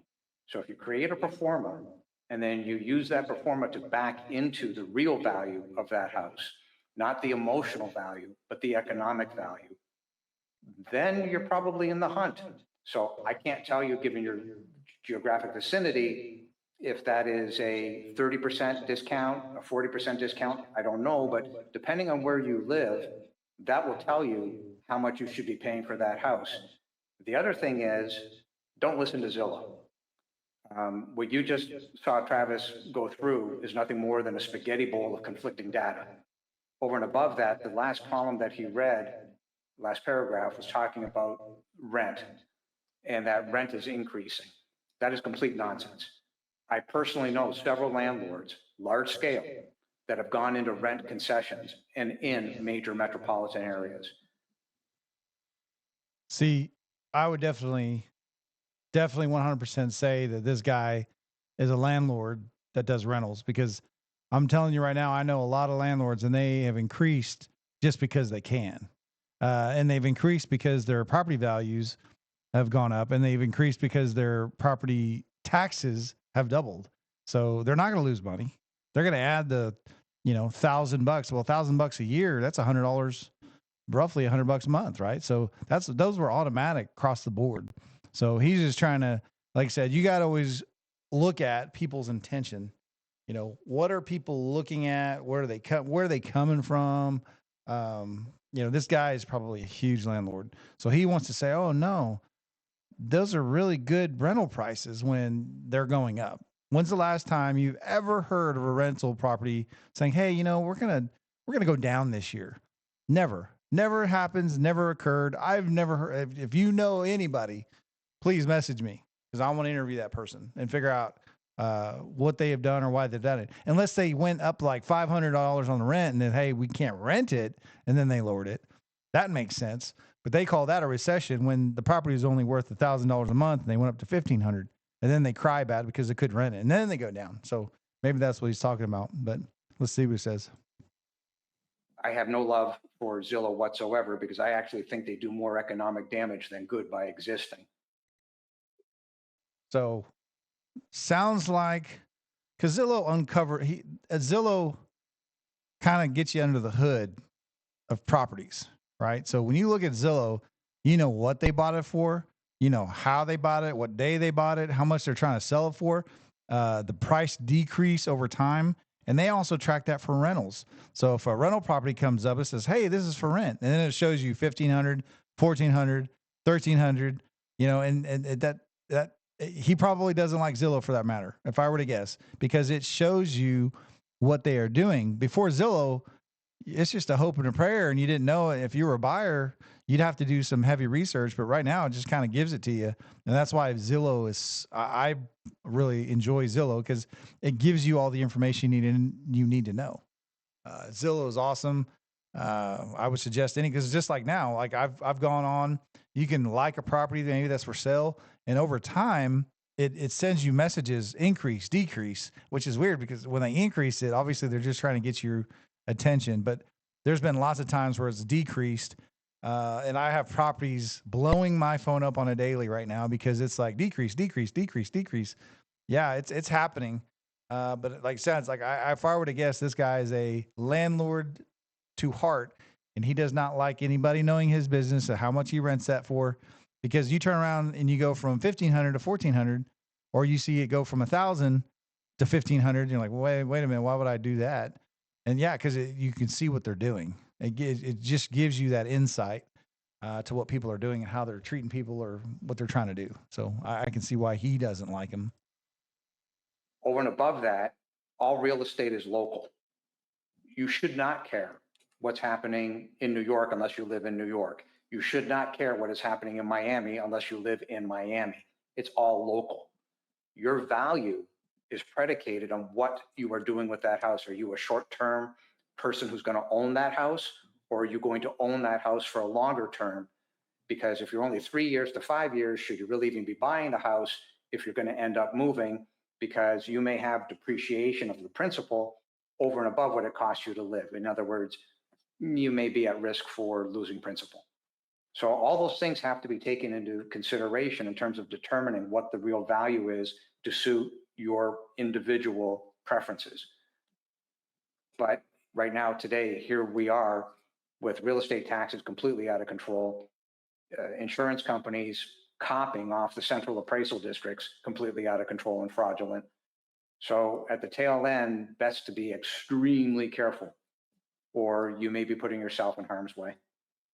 Yeah, which is foreclosure, bankruptcy. It ruins families, it ruins happiness. And to reiterate what he said, and I agree, cash flow is probably going to be a good idea. A wedge or finding a property under value. I'll throw a percentage out there. I want something with 30% or rather 2019 values. That's what I look for when I'm looking at a house. Obviously affordability, but defining what affordability is, which I'm just going to say 30% of your net income going towards your mortgage, and that's it. So we were talking about that earlier. You know, when you're looking at a house or you're really interested in something, go back to 2020 property, and then I would deduct that 20% and let that be your offer. I don't care if it insults them. You know, that sometimes does an emotional slap saying, hey, when you double your prices in 5 years, you know, it's probably ridiculous. But sometimes if you may be the only offer and they have to get rid of it. So that's a old Robert Kiyosaki strategy. So keep that in mind. But like I said, this guy on the right here, he's all landlord and property owner, and he doesn't like when people say crash, he's not liking it. This other guy seems to be pretty just kind of general. But let's go back to see what he says. Having no consumer debt, having 6 months of savings, and then again, just the comprehension of how property taxes work. Can they go up? Can they go down? How's insurance working? Do I need fire insurance? Do I need flood insurance? How does all that work? And then also, great point, Mitch, is a comprehensive study of your local market, because real estate is so specific. And again, that's why you should take that course, because that course is. Hey, so we got somebody with us today. I'm going to set up his camera, so we'll just listen to the rest of what he says. Going to teach you how to take localized data, use the math, determine the deal. Don't listen to anyone. And if you want to trust a realtor, fine. Trust, but verify. Now, Mitch, let's go into the economic portion of this video, and let me. At 1-800-PACK-RAT, we understand that moving can be one of the most stressful events in someone's life. From hiring full-service movers to renting a moving truck. Start by showing the viewers what's going to happen this week, starting with this week's major U.S. economic reports and Fed speakers. So today we got PMI out. You guys see that right here. A little bit later, the Atlanta Fed President Bostic is going to speak. But tomorrow we're going to get Case-Shiller Home Price Index. I'm not really interested in that. It's obviously methodology. It's not real information. It's not real numbers. 10 o'clock consumer confidence, also something I'm looking forward to looking at on Tuesday. New home sales are coming out. Now, let's see here on Thursday, we're going to have initial jobless claims followed by another revision to GDP. Okay, but we're also going to have pending home sales. So that's going to give us some info on the real estate market. Friday, PCE and consumer sentiment is coming out, which brings me to this article, Mitch, and I'm just going to briefly read this because I really want you to pinpoint why a small business is so important for the economy and even the housing market. Now, the U.S. economy perked up after cold snap, but business leaders worry about Trump trade wars and government spending cuts. Always about the trade war. Always about, it's just the craziest thing. Now, this did come out earlier this morning on March 24th. Business leaders dialed back their plans for 2025 and grew more cautious as a series of trade wars threatened by President Donald Trump raised worries about customer demand and higher inflation. So the last 4 years of astronomical inflation didn't concern them. Okay. Business expectations for the year ahead fell to their second lowest since October of 2022, as companies grew increasingly cautious about the economic outlook, S&P Global said in a monthly survey of senior executives who buy supplies for their companies. A couple key details: service-oriented businesses, they're saying, are less affected by trade matters since their main expense is labor, waiters, doctors, and hairdressers, cashiers, and so forth. Now, the big picture, the economy is at a crossroads, and where it goes from here will depend in large part on the scope of Trump's policies. Number two, looking ahead, business confidence in the outlook has also darkened, souring further from the buoyant mood seen at the start of the year to one of the gloomiest readings seen over the past 3 years, largely caused by, again, growing worries over negative impacts from the recent policy incentives from the new administration. Now, the market reaction, obviously, the market did go up today. I'm not sure what it's going to end at, but I wonder if this is what the market's worried about right here. This is 5 months into the fiscal year. So 5 months into the fiscal year, we have almost a record-shattering spending deficit. So I can see, Mitch, why these talking heads in Wall Street would be so worried, because that's a cash printing money machine. So if that cash printing money machine, which is again sitting at $1.1 trillion, stops, it's probably going to upset some people. And they're probably going to go bankrupt. Mitch, we've talked a lot about how important consumer spending is for the economy, about 70% of GDP, consumer spending. But we really haven't talked much about how small businesses impact the economy and even the housing market. Can you explain to the viewers why small businesses are so important for this economy? First, that Market Watch article is just, again, completely void of any common sense. There's no discussion of the fraud. There's no discussion of the bonds, and it's a pure puff piece that's got nothing to do with a stitch of intellect. Over and above that, and the reason why, to get to your point, the economic engine is mom and pop. The backbone of the economic engine is housing. These things are in harm's way due to having nothing to do with this current administration, but years of fraud being created cumulatively and compound. So mom and pop are in harm's way, as is the housing, because of the fraud. And the sooner this is dealt with, the better the chances of, let's say, 40% of the households being able to survive this. If not, we are looking at an awful lot of problems. And that's why my patience level, as it should be, your patience level, has got to be at 0 for putting up with any of this crap from people that just claim, well, we think. Nobody cares what you think. The question is, Market Watch, what can you prove? Why don't you come and state what the facts are instead of having a puff piece? Over and above that, everybody that's watching this video, collectively and individually, we are all paying for this fraud. We don't have the money to be paying for this fraud. When you have the taxes and insurance causing thousands of people across the United States who have already lost their houses due to foreclosure, now you're going to have thousands of more coming down the pipe. These things are all tied at the hip. When you have these entities such as Market Watch spouting complete nonsense, they're not doing you, the viewer, any good. In fact, Test. Are we live? Yeah, we're live. But can people hear me? Yeah. Yo, what up, viewers? I'm about to put this on the what do you call it, X platform. What up? What up? Hey, so just like I said, remember this guy, his background is all landlord. He wants to sell, he wants to rent, he wants to do all kinds of stuff. I don't know necessarily, I just, like I saw this and I thought it was interesting, but he's negative Zillow. Like you said, Zillow kind of unveils what property landlords are doing. So some people don't like that because it shows you, hey, this was only $1,000 a month ago. Why'd you raise it to $1,500? You know, this guy's like, hell. But his whole thing's like, everybody's a scam. I mean, don't get me wrong, I'm not a fan of insurance when they get a little crazy. You know, you got to have insurance for everything. And if you ever notice when you go to like Home Depot, for instance, and it's like, hey, do you want a warranty on that? It's like, dude, I just bought a couple of screws. Well, you can get a warranty on that. I mean, they're going to sell you anything and everything under the sun. So you got to really be careful who you listen to, at least know their background. I'm a real estate guy. I did flips. I do rentals. I do all kinds of stuff. But, you know, something I do is I don't raise rents. I never raise rents, ever. Ever. That is my number one rule. If someone comes in and, you know, they say, hey, this is an $800,000 property, whatever, we keep it at that. Okay? We keep it at that until they leave. And then, yes, we rise it because maybe it's been that for 5 years. So then we adjust because that's the fair thing to do when you're trying to take care of people. But that's also another thing. People stay with you when you're loyal like that. And a lot of people have forgotten that, you know.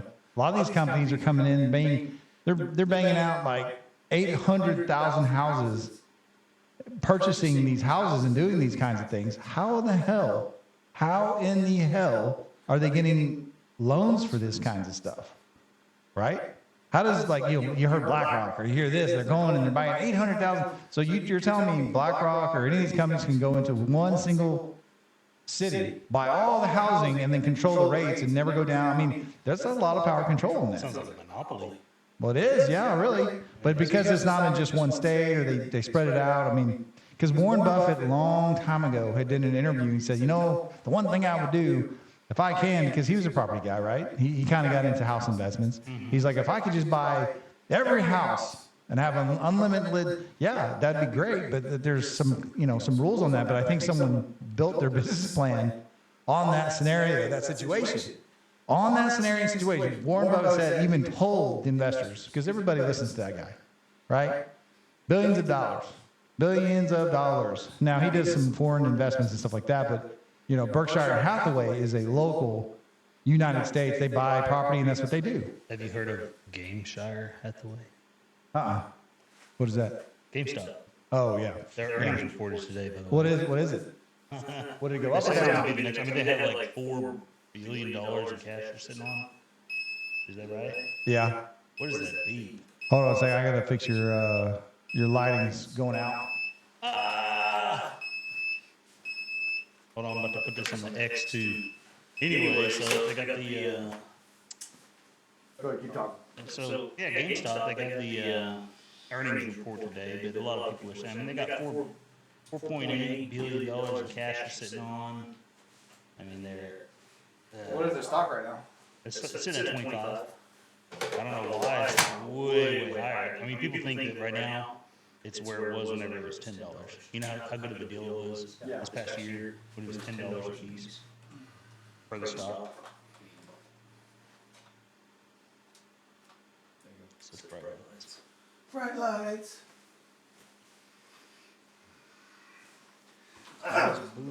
Okay. Sorry. You know, so it's like a Berkshire Hathaway. It's going to be Gameshire. Yeah. Stop the way. Well, and that's kind of, you know, on the show, like, my Zillow's blowing up saying, hey, everything's going down, which it should, right? But then everybody, you got one side where they're landlords and renters and saying, hey, it's really good right now. And they're trying to convince people one thing and somebody else is trying to convince you another. At the end of the day, why would you buy an overpriced house for a low interest rate? Just don't do it. Everybody hold. And I played this earlier. This is how I feel about it. You know, right here, you all remember the old Mel Gibson? Oh,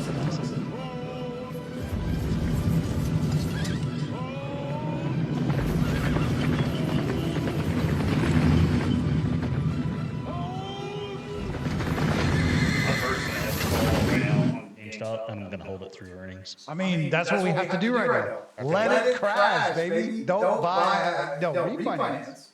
By all means, refinance. Right?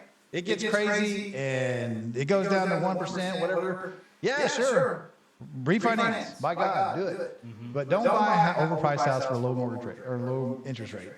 That's what they're wanting you to do. Let everybody that's been real selfish, trying to double their house prices, say, hey, you know, I'm going to sell this to you, and you know, and now they're crying. Well, yeah, they're going to cry. They're $100,000 over the price, right? It's nuts. It's insane. Could you imagine? I mean, if you're working every day, day in, day out, all of a sudden you refinance your house, and all of a sudden $500-600 down. Yeah, you have 100,000, 200,000, a house, a whole house. Yeah. Pretty much. You And- can buy a whole house. Yeah. Upside down. Yeah, and make damn sure it's a 30-year lock. Yeah. Don't let them try to think car dealership when you're messing with the bank. Use car dealership. Don't let them convince you, oh, well, there's like a floating 5 years we refi. No, don't do it. 30-year lock, bud. Okay, 30-year lock. Is that what those balloon? Yeah. Balloon. Yeah, and that's how they get people, because it's just a better deal for the bank. They don't want a 30-year lock. You know, so if you know what you're doing, you know, and you say, hey, I want, you know, my $500 payment for 30 years, they're going to have to. That's what it is. It's locked in. Where'd you learn all this? Oh, just property stuff, man. I've done, you know, I have 20 houses plus, and You got 20 houses? yeah, absolutely. Holy cow! How many of them are like your program is sober? I've got 8. I've got 8 sober livings. It's a great investment. Not only that, investment in your community, yeah, and then you invest in your community as well. But you got a program that teaches them? Yeah, I do. Yeah, absolutely. So Sober Wealth Investments, check it out. You know, I teach full class, turnkey and everything, man. Turnkey. SoberWealthInvestments.com? Yeah. Or is it .org? No, .com. SoberWealthInvestments.com. Yeah. That's pretty cool. I'm gonna Yeah, check it out. Yeah, I teach these guys, you know, like I said, you could have a million of these, millions of these. Because did you think the drug epidemic's going away right now? No. No, it hit the highest this year. I feel like we're on the edge of the verge of market crash, and that's when things get Yeah. bad. People get desperate. It's going to get worse. It's going to get worse. People losing jobs. Unfortunately, they go to drugs and alcohol, and that's where, you know, they step in and say, hey, you know, we need to help these people. We need to help these folks. So, and that's what I do. I mean, it's like I said, it helps your community. It keeps people drug and alcohol free, and, you know, back on track. Yeah, it gets them back on track with accountability, man. And it helps you out. Oh, absolutely. I mean, if you're No, as an investor, it's great. Yeah, I mean, if you're an investor. Now, and the crazy thing is, when I did it, I didn't do it with investment mentality. I had just done so well in the market in properties. I said, you know, I really just want to give back. So our first house that we opened was probably one of the worst properties I had. It was one of the biggest, but it was one of the worst locations. Didn't have an oven. Didn't have, I mean, nothing. But over time, we put people in there. We learned our lessons, hard lessons, man, hard lessons. A lot of hard lessons. But you teach people how to avoid those. Yeah, no, that's part of the whole, yeah, that's the program on So Well, is the program, all the lessons we learned, all the policies, we've created policies, waivers, all kinds of stuff, and, down to just how to do it and how to do it right. And with accountability, so it actually helps people. Because the first time somebody comes up to you and says, hey, man, because that first 30 days, they're fighting you. They are fighting you. When you say they as in just anybody that comes into the program. Yeah, they're coming in, they're fighting you, they don't want to be sober. I mean, it's kind of famous. There's been a bunch of guys that even work for me full time now that I've actually got into it with. Yeah, we kicked them out and say, hey, regardless of what I say, these are the policies, this is what you're going to do. You're going to get a job. You're going to, no, I'm not going to get a job. And you kick them out, and then, they have a certain time frame, and they can come back because you want them to come back. You want, it's always tough love. That's the one thing. I think the biggest problem with some of the other programs, that there is no tough love. There's just giving away. Hey, you can live here forever. We'll feed you forever. We'll clothe you forever with no consequence. If you're teaching the people, the community, the people you're helping, how to give back themselves. Correct. How to how to pick up themselves, how to tie their shoes. Right. Give back, but it's also, but it's also having that accountability because it's under a nonprofit, right? So it's under a nonprofit. So it's also having the accountability which says, hey, you have to stay drug free to be here, to have the discounted rates and have all the benefits that the program has. And we drug test that once a week to guarantee that. But when they fail and they hit that wall, we high five them as they go out the door. Well, why are you so happy about it? Well, we're happy because you made it a choice. It's okay. But we always give them a route back into the program, back into normalcy. Well, that's good. Yeah, 7 days, pass your drug test, you come back, high five. That's how that works. That's not bad. That's pretty good. Yeah. That's just how. That's how. You give them a chance. You give them a second chance. Absolutely. A third chance. Maybe. Absolutely. Absolutely. It's one of those things where you just, hey, because you got, like I said, sometimes people make bad decisions. You're human, right? And you have developed this into like an SOP? No, it's a full system. I mean, you've got this. Like policies locked down. Now we've got, everything. That's what we actually provide at the Sober Wealth Investment. We provide the whole system, contracts, everything. Yeah, even what to avoid, what to be careful with. I mean, we've had our own struggles with state policies and stuff like that because the whole sober living thing, that's federally protected. A lot of people don't know that. Federally protected.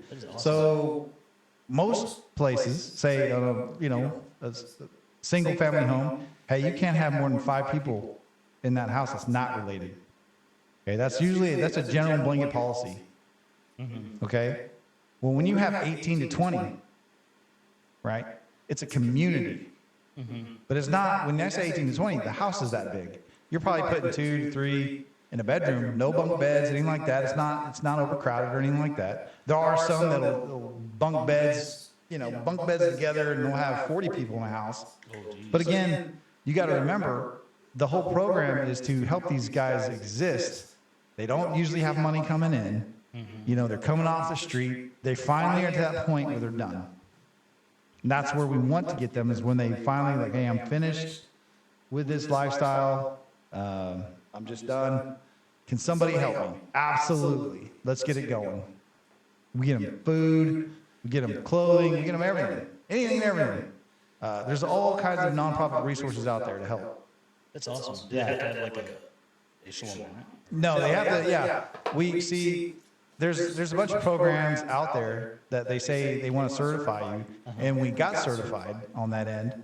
But then there was a lot of income coming in for that. There was, I don't mean the Trump administration or anything, but there was funds coming in for sober livings. And it really helped people out because you need about 30 days to 60 days to really get a guy straight. A guy and gal. Those are still available, right? No, they're not available. So that's what I was coming back to. They cut them last year and they gave them to all the mental health facilities. And the mental health facilities, can pretty much do whatever they want with them. Counselors, they get paid. You know, it doesn't necessarily go to housing because I'm under the housing. I feel like counselors do a good job. I feel like Oh, absolutely. The system does. Yeah. Just choose you up and spit you back out. Right, and that's where the housing comes in. You know, so initially there are other nonprofits that all they do is finance housing, and then we work with them to get them housing, appropriate housing, and then as soon as they walk in the door, it's like the timer starts. So we're like, hey, you got to be out of the house, you got to look for a job, you got to make it clean, you got to make your beds. I mean, we are on them to reform those habits of life in an organization. Yeah, accountability, because they're not. Some of them are, you know, they're used to walking around doing drugs. They're not even taking showers on time. You know. Shane, what's up on Twitch says it's sad some of them don't even have a family, and that's true. A lot of people don't feel that cold burn of nobody out there is a family member. That's a serious business. I wonder. Has anybody ever just thought, like, if I didn't have any family, like if something horrible happened, who would care? Who would show up at the funeral? Who would show up at the hospital? Who would, you know, it's a cold burn. And that's where we come in as a community, because a lot of individuals, man or woman, will come into a community. They're coming into the habit already. The habit's formed, the house is clean, they're doing their chores. So they walk in, it's a community helping get that person clean. I love that. It's awesome. That's how they're coming into the form. And they form friends when they're here. Yeah. And then they feel like they're part of the family. Correct. That's awesome. They feel like they belong. Yeah. That's awesome. So, I can see how that is a lot more. It really helps because a lot more beneficial than just throwing them in a you know, okay, you're going to need somebody for a week and then they're magically better. Yeah, they're not going to be better. No, they're not. This is where that comes in, is like they see the other ones being happy, healthy, they got a job, they get to buy what they want. They, you know, some of them will finally get their driver's license. I mean, there's a long process. It is a long process, brother, to get somebody from zero to stable. That makes sense. I like that. And a lot of times drugs is what creates most of the mental health problems. It creates schizophrenia. When they're on drugs, it creates schizophrenia, and eventually it tends to stick. Explain that to me. Run me through Well, that. I just, you know, when people are doing methamphetamines and they're doing kind of drugs like that, over a period of time, it changes the chemistry of your brain. And unfortunately, it takes a long time. And I've heard people come off, and with medication, they can stabilize where they don't have the remnants of like the mental health side. So they can, but it just depends on how long they've had it. You know, eventually it's just like being lazy. Then you kind of lose muscle mass. You kind of, you know, same thing. You're taking a whole lot of drugs, your body adapts to that, and it kind of forms its own habits. You know, and everybody's seen it in particular law enforcement, the twitching and stuff like that. Those are literally your body adapting to the drug that you're on. Are we allowed to curse something? Yeah. I used to call it. Yeah. Yeah. Yeah. So I mean, it's a sad deal though, because you know that they're whatever's in their system is causing them to literally uncontrollable movements. You know? Yeah. Uncontrollable movements in their fingers. And that's the thing, is a lot of times when they're on that, that's what they're doing. And they're doing that because movement feels good when they're on that. Any movement increases the feeling. So that's why you always see them twitching, because they're trying to gain. It's like more. It's like getting some massage or something when you're doing something like that. I mean, it's, you know, it's awful. Don't do drugs. You know, don't do drugs, man. I feel like massage is good. I mean, not really, yeah, on drugs. Yeah. So it's Shane, what's up on Twitch? Yeah, the clients have overstowed their welcome, burn everyone, borrowed everything. Yeah. So a lot of times when these guys are going through the drug issues, you know, they kind of, that's all. It's like, that's all that matters to them, unfortunately. You know, it's just yeah. And it just, you lock in. You lock in. Yeah. You think it's because they want to feel? Well, no, I think it's just, it's better than getting shunned by family. It's better than getting talked down to. Just life, man. Yeah. When life beats you up like that, it's like, hey, you know, this is the only out here that I see, you know, and that's what happens. They kind of, drugs and alcohol, and that's what kind of helps cope with that stuff. And there are other avenues. Oh, yeah. Yeah. You know, some people, it just depends on your influence and what you're around. Mm-hmm. You know, some people work out, some people run, some people eat right. Some people get really OCD to kind of control, gain back that control. You know? It's interesting. Yeah, it's interesting, right? Yeah, I like that. I like the system. Yeah. So that's what it does. You come into a system that everybody's doing really well, and it pisses them off even more because they're like, well, I thought I can get away with this, this, and that, and they can't. Who does it piss off? The clients.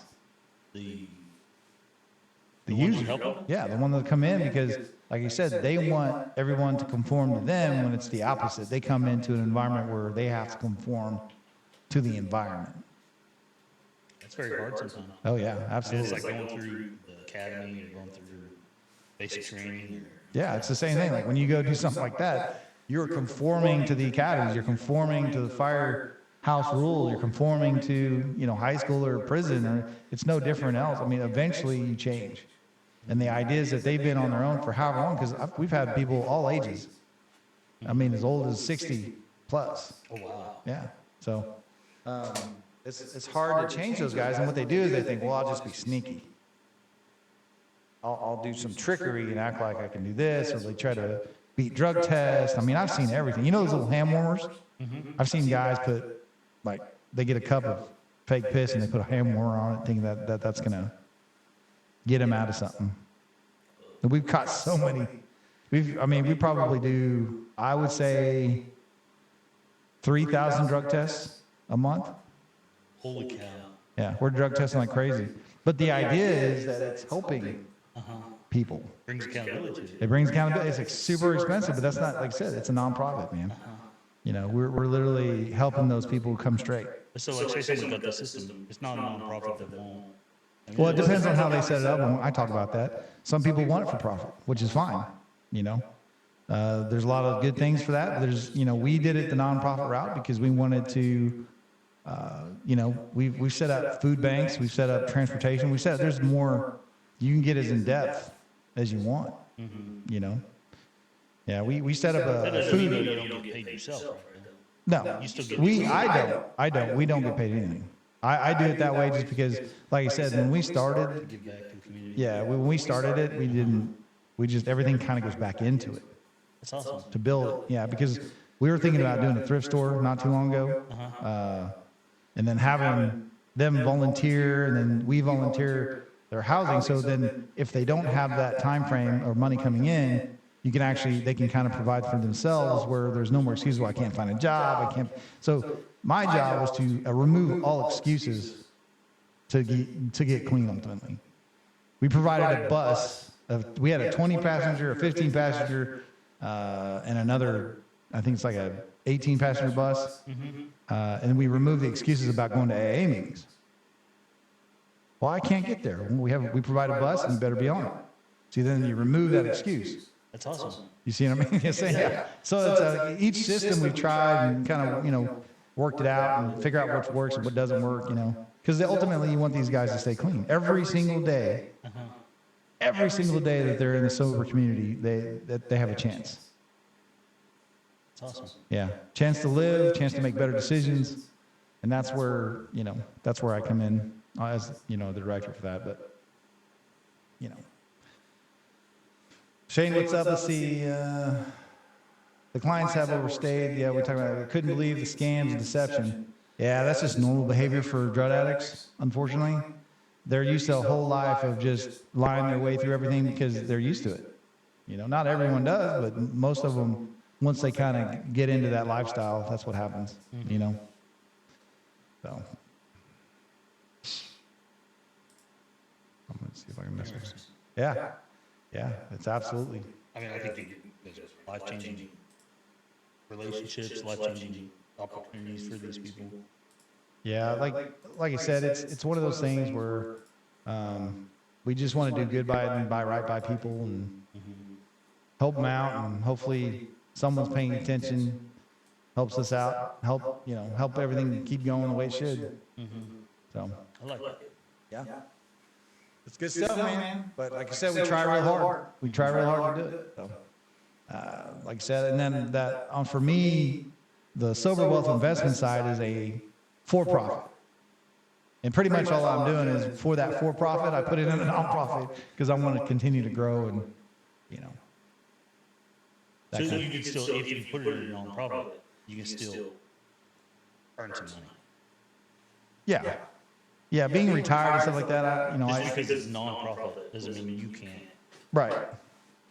earn an income. Well, yeah, absolutely. Is that right? Yeah, you can put yourself a salary, but I'm a big believer. Like I said, I'm fully sustainable on the properties and stuff like that. So I don't, anything I make on that, I'm not going to pay 40% salary just to pay myself or anybody a salary. The only people we pay right now are the clients that have become highly competent and trustworthy individuals that work for the nonprofit.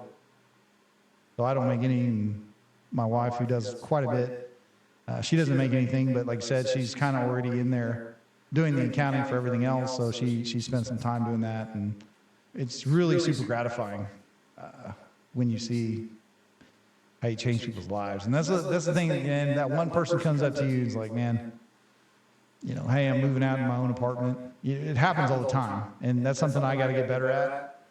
Something I don't do is really showing the quality and stuff like that of the progress. People are moving out all the time. Hey, I'm getting my own apartment. I'm doing this. I'm doing that. Hey, that's fantastic, man. Like that's what it's. Yeah, celebrating the successes. That's what I think. That's what I think a lot of we're missing as a community. A lot of times we don't celebrate. Hey, this is awesome. You're doing a great job. Yeah, I know. Everyone's hears the bad news or watch the news, and it's all negative. Yeah. It doesn't leave me with a good feeling. Yeah. Watch the news, and literally, what's on the news? Yeah. What's on the night news? You tell me.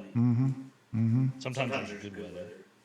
A lot of times there's bad weather, especially in Oklahoma. Shane What's Up at one point had kind of helped with the program. He's talking about, being tricked many times and felt stupid at first. And,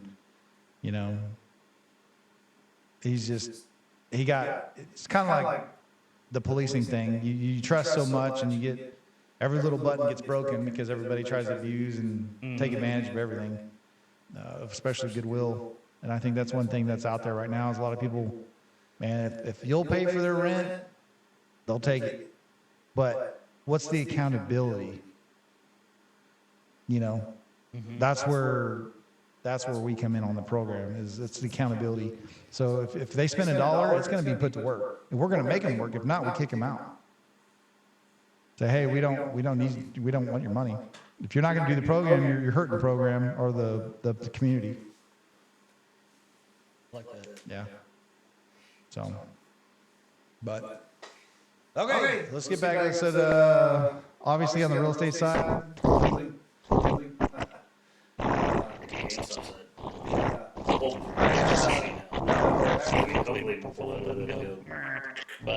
Well, I actually have. See if I can find it again. I messed with my settings here. I did.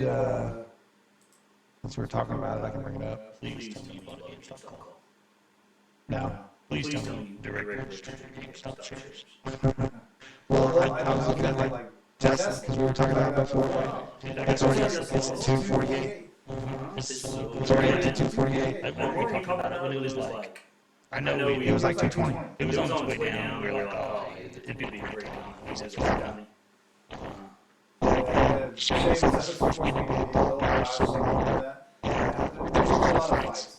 The first 3 days, someone come in and is at the roof light.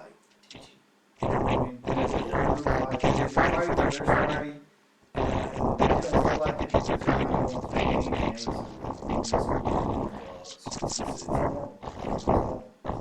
Some of the best guys we've had that stay consistently sober and keep their ass up and come back. This is the break the rule. Break the rule. Don't come back. This is what happens. Break it. So Tesla's already skyrocketing. It's at 248. I guess it'll be breaking next week. Do you think it could hit 385? Yeah, I don't think so. I think there's a market. Yeah. I mean, it's an easy.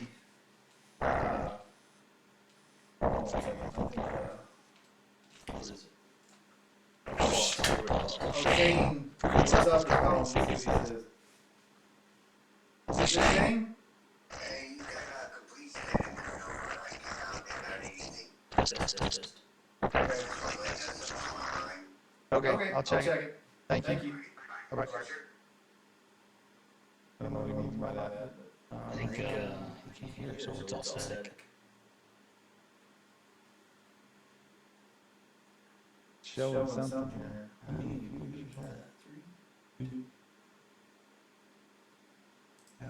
Come on. I might be playing something in the background. Playing it.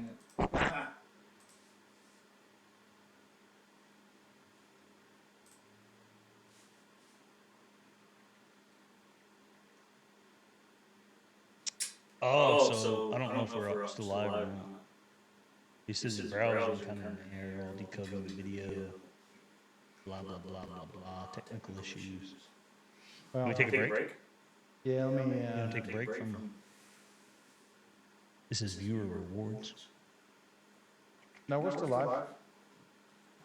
I think that on my computer side's doing that, not.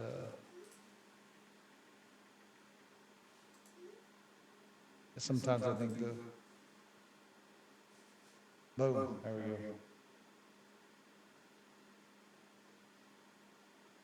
There we go. Okay. So we're messing with it, and I think it came back, but.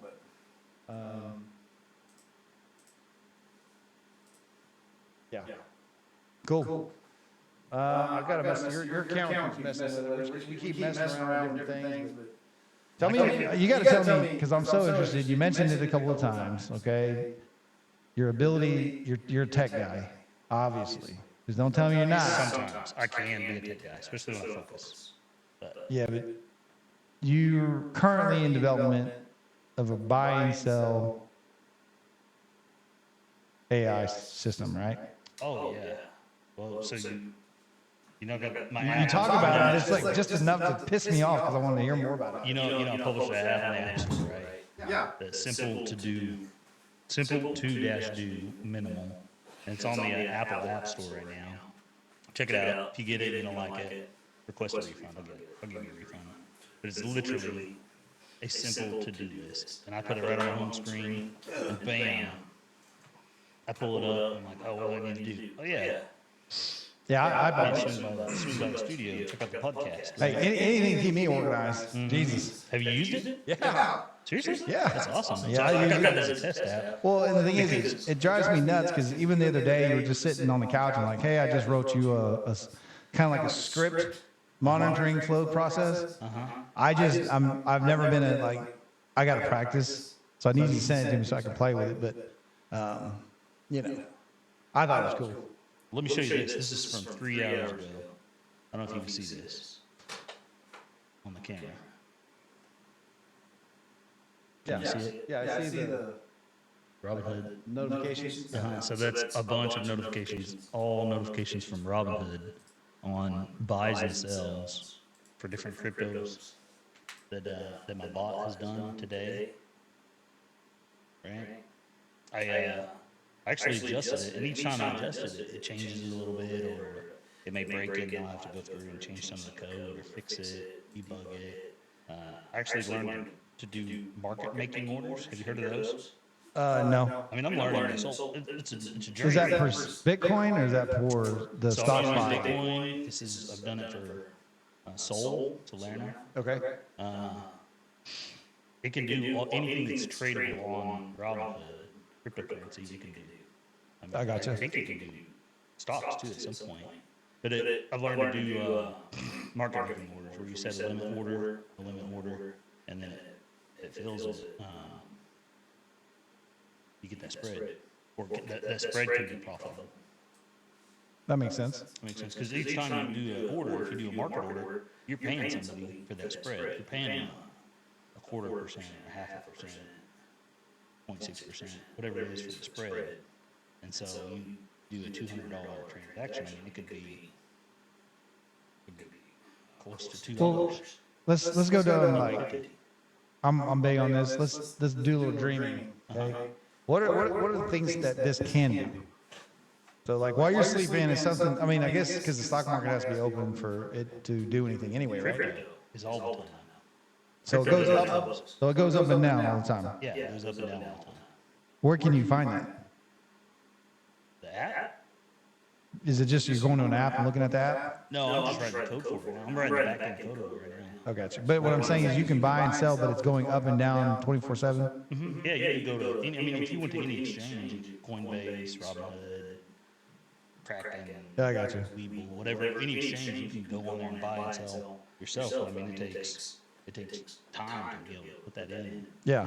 Okay, I want to buy. So when can we have just a friendly version of this that'll like it'll link into Robinhood, it'll link into whatever you use. When do we foresee a usable? In the very near future. I mean, that's really good. Like I've been working on it. But are you one of those guys that it has to be perfect and it'll never come out because you're always going to be adjusting it? Yeah, I think I am. You get it's never going to be good enough. So 2 years later, hey, did you ever go out with that? Well, I'm an over-engineer. I mean, for instance, the other day, I made a swing for the kids, and I built it with some paracord.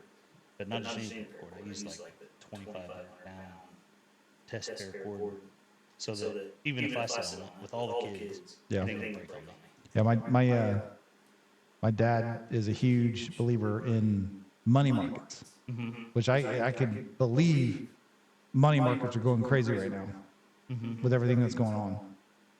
Pips, he'd always say, watch the pips, the ups and downs. And it's kind of like you buy, I don't know if you, so our American dollar versus the yen or the foreign, French, Canadian, whatever. But what he would do is sell them back and forth. If that, yeah. Selling currencies. Yeah, so ours is worth more, so I buy more of theirs, and theirs goes up, and I buy it back, and that's what, I don't do it, he did. That's all. He was like the Forex day trader. That's what he really paid attention to that on a daily. You should pick his brain sometime. Well, he's tried to send me, he sent me stuff all the time. I was like, man. What's his thoughts on Bitcoin? My sister's thoughts on Bitcoin are huge. No, But that's what I'm saying. He never talks about it. But my sister, I know for a fact my sister had gotten into it early, but then she lost her combination. Really? Yeah, so like hundreds of thousands of dollars. Like, 'cause she bought tons. She had a little bit more to play with. But she told me the story where she lost. She lost the code or the password. There are people that are still from what I understand, digging through, Trying to find their mountains codes. of trash, literally, dumps, trash dumps, to try to find their old hard drives. that they Yeah. have. Or maybe the password's on the old phone, the old, Huh. 10 years ago. I don't know. It's interesting. Yeah, it's super I mean, 'cause interesting. Bitcoin's right now, I think it's at, you got it pulled up on there. I can. Let's see if I can. Okay, we're gonna ask this year. What's the current price of Bitcoin? Current price of Bitcoin is $88,156.94. It's down $72.43 from market open. I mean, when it's $88,000 or $74 or $72 down, 0.08% down, really a big percentage. Is it just Bitcoin? Bitcoin? BTC? Yeah. BC Bitcoin. So I mean, you literally have Oklahoma just announced that they're doing a Bitcoin strategic reserve. Did you hear about that?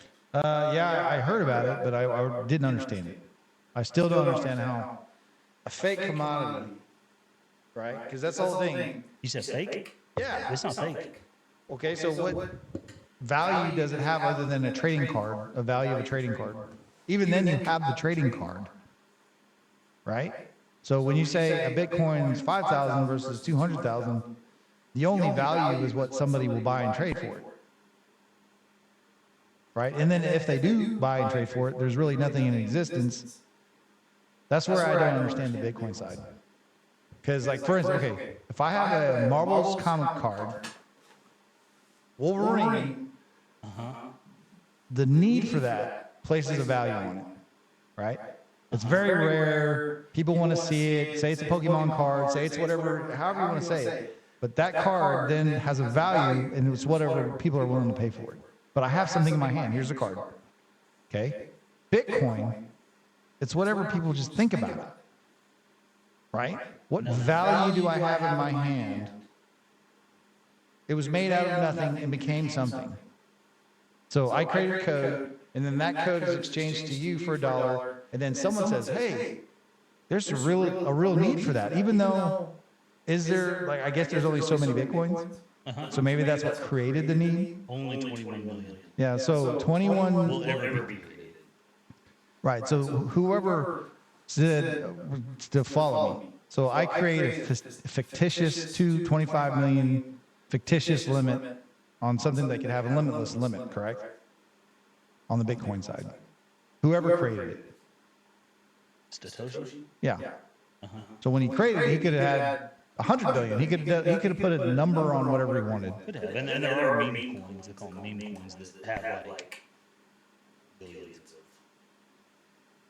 Yeah. Billions. So billions of coins. Right. So essentially, you come to me and you say, "Hey, I'm going to sell this for $1," and then I go to the next guy, say it for $2. I mean, it's fictitious. It's not fictitious, but it's data. You're trading data for money. Because when I buy your data coin, I get to say that that's my data coin. I have a obligation to look at that data coin. There's nothing ever, I can't print that into existence. Maybe just recently, you can go to a gas station and there's like ATMs. But I think, yeah, that's the Bitcoin. Yeah, remember, when it comes to Bitcoin, I'm throwing these challenges at you. So what stops you and me from creating a million currency, right? Like right now, currency in the world is dollars, right? Right, but at least and you have a physical dollar, right? It's a traded physical dollar that I can give. Yeah. I might have my pocket. Keys. And my wallet. Check this one. You see it? Yeah. Watch. Let's go.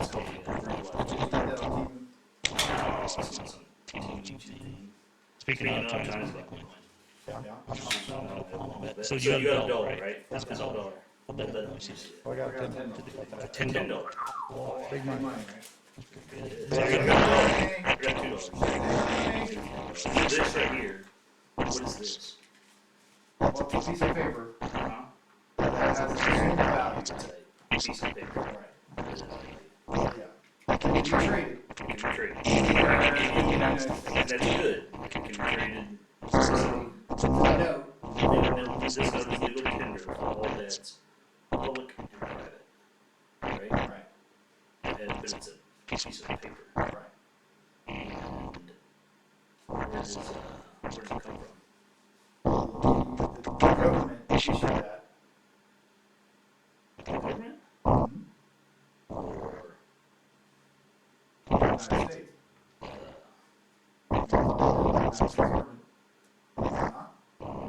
So it's the Federal Reserve. That's the Federal Reserve. United States of America. Right, so the Federal Reserve is the government.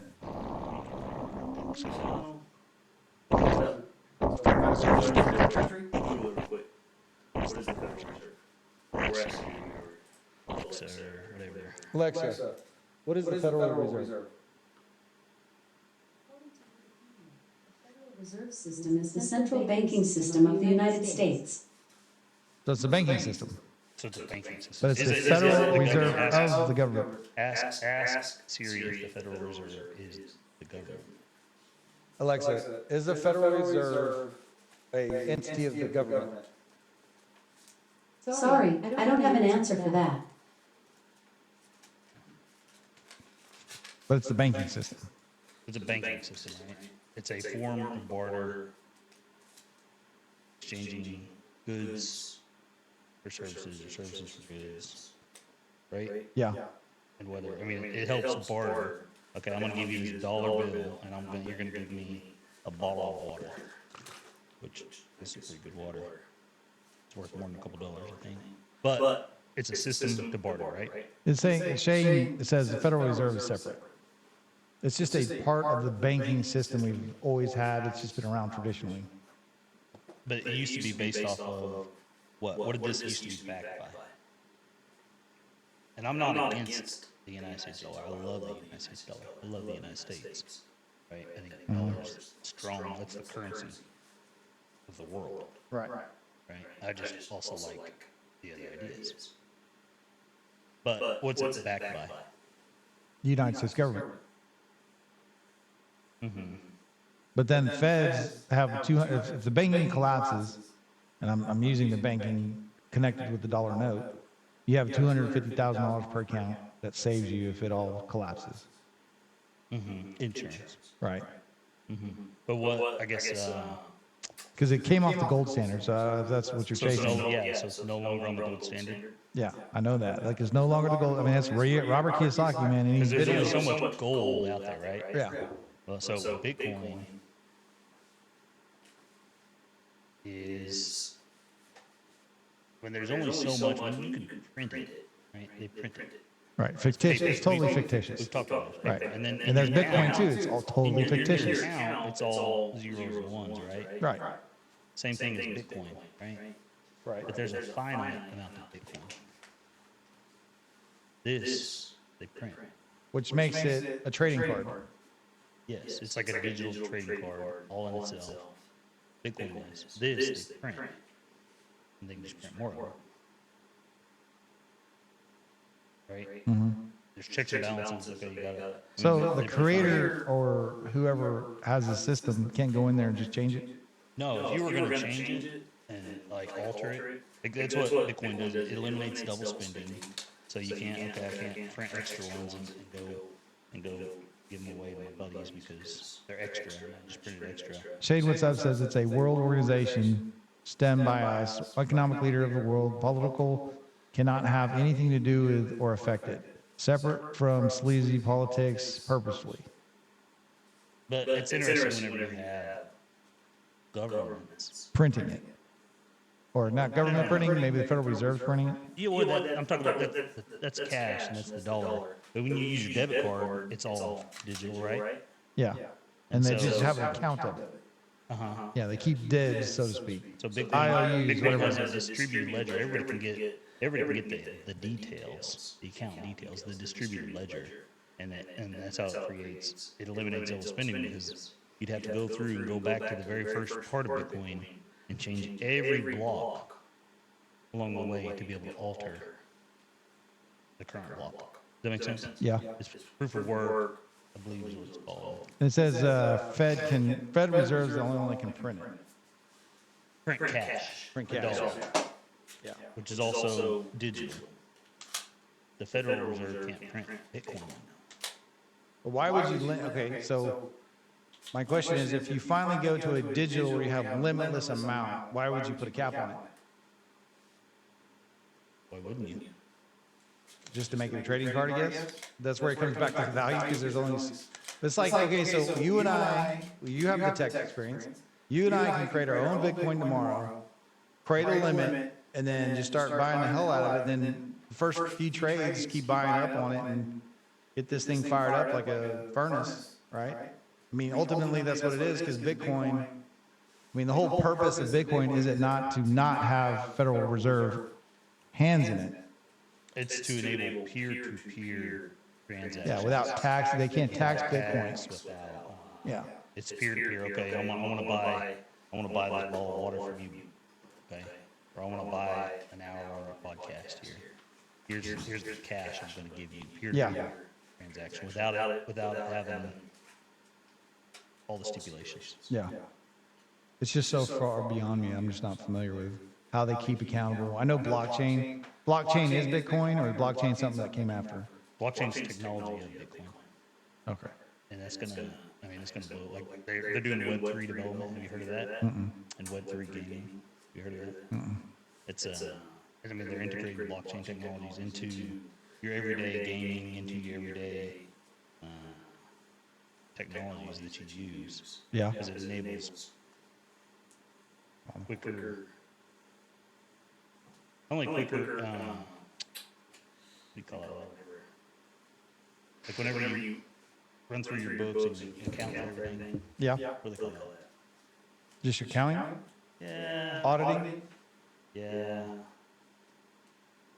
Quicker transactions, I guess. Yeah. Enables quicker transactions, enables secure transactions, more secure transactions. But why do you think Bitcoin became more popular than all the others? And then who are the other the creators? And then has there ever been an event where anybody has had fraud in Bitcoin? I'm sure there's been events of fraud. Any Especially major- whenever people don't understand it and they buy it from. Well, I mean, like all of a sudden, just a bunch of Bitcoin disappears or gets stolen. Or I mean, is that a thing? Yeah. Oh, yeah. That's why people need to educate themselves on its utility and how it all works and where they keep it. And What about? it's like has anybody ever been robbed for the dollar? Yeah. Yeah. It's the same thing. There's going to be people out there that take advantage of people. But I think if you understand where it comes from, then you can get on the internet and you can look up the Bitcoin white paper. What they call it. It's like the operating procedures, like the policies for Bitcoin.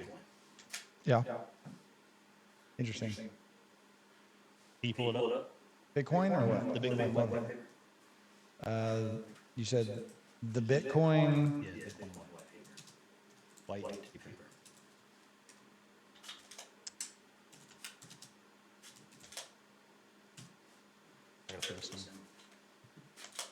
That's okay. Buy and sell Bitcoin. That's, Bitcoin peer-to-peer electronic system. Videos on Bitcoin white paper. You want me to look at that? Like actually pull up the white paper. Like it's a document. I don't know, I think 4 or 6 pages. The original white paper of Yeah. archive of the archive. Which part? Proof of work, timestamp, server, transaction. Read the first page. Pull it up. Abstract. Introduction. Paragraph. Can you read it? Purely, yeah. Purely peer-to-peer. Read it real clear so I can hear it because I'm a little hard to hear. Yeah, peer-to-peer vision of electronic cash would allow online payments to be sent directly party to party to another without going through a financial institution. Digital signatures provide part of the solution, but also maintain benefits lost. The main benefits are lost if trusted third party is still required to prevent double spending. We propose a solution for the double spending problem using peer-to-peer network. The network timestamps transactions by hashing them into ongoing chain. Hash-based proof of work forming a record cannot be changed without redoing the proof of work. The longest chain not only serves as a proof of sequence of events witnessed, but the proof that it came from the largest pool of the CPU power. Can you read that any more monotone? This is all I got. This is all I got, man. Just read it just really monotone. Can you read it any more monotone? Yeah. Hello, I'm about to go to sleep. This is all I got. Well, I mean, I just don't understand it, so. There you go. If you were gonna fake it from here, right, you'd have to go back to 2008. Is that when it was introduced? I have no idea. Or 7, or maybe 11. I don't know when it says. Does it tell you when that was published? If you're gonna change the transactions, though, the legitimate transactions on the blockchain, which is a distributed ledger, right? Everybody has access to it to see what's going on. But if you were going to change something and mess things up or steal, you would have to change everything from 2008 up till now. Yeah. On everybody's computer that's running a node. So, when does that information become too thick, keeping all that information? So say 10 years from now, it gets traded. It only strengthens the blockchain when that happens. Because then it's no longer. No. It's all within that chain. I mean, I think right now, the other day I downloaded this 500 megabytes, but really it's nothing for a big corporation. I mean, you can go to the store and buy terabyte drives.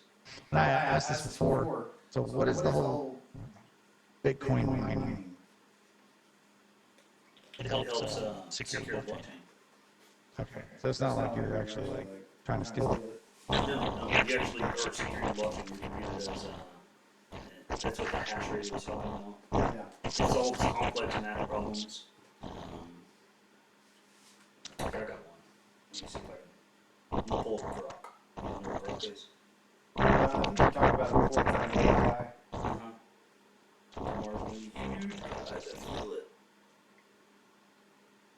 Holy cow. Imagine trying to do some technical analysis on this right here. Sorry, I got distracted. Ready? Yeah. What's that you see? It's online. Technical analysis. Looks like here. You can see it over here. Look over here. Yeah, I see it. I can see it that time. That's crazy. Technical analysis, but it's like crazy. Alright, so let's ask Grok. Hold on, Shane's coming. Let's see here. What's up?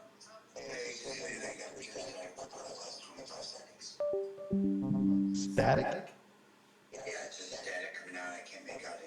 Can you hear me right now? Ask us, can you hear me? You got good connection?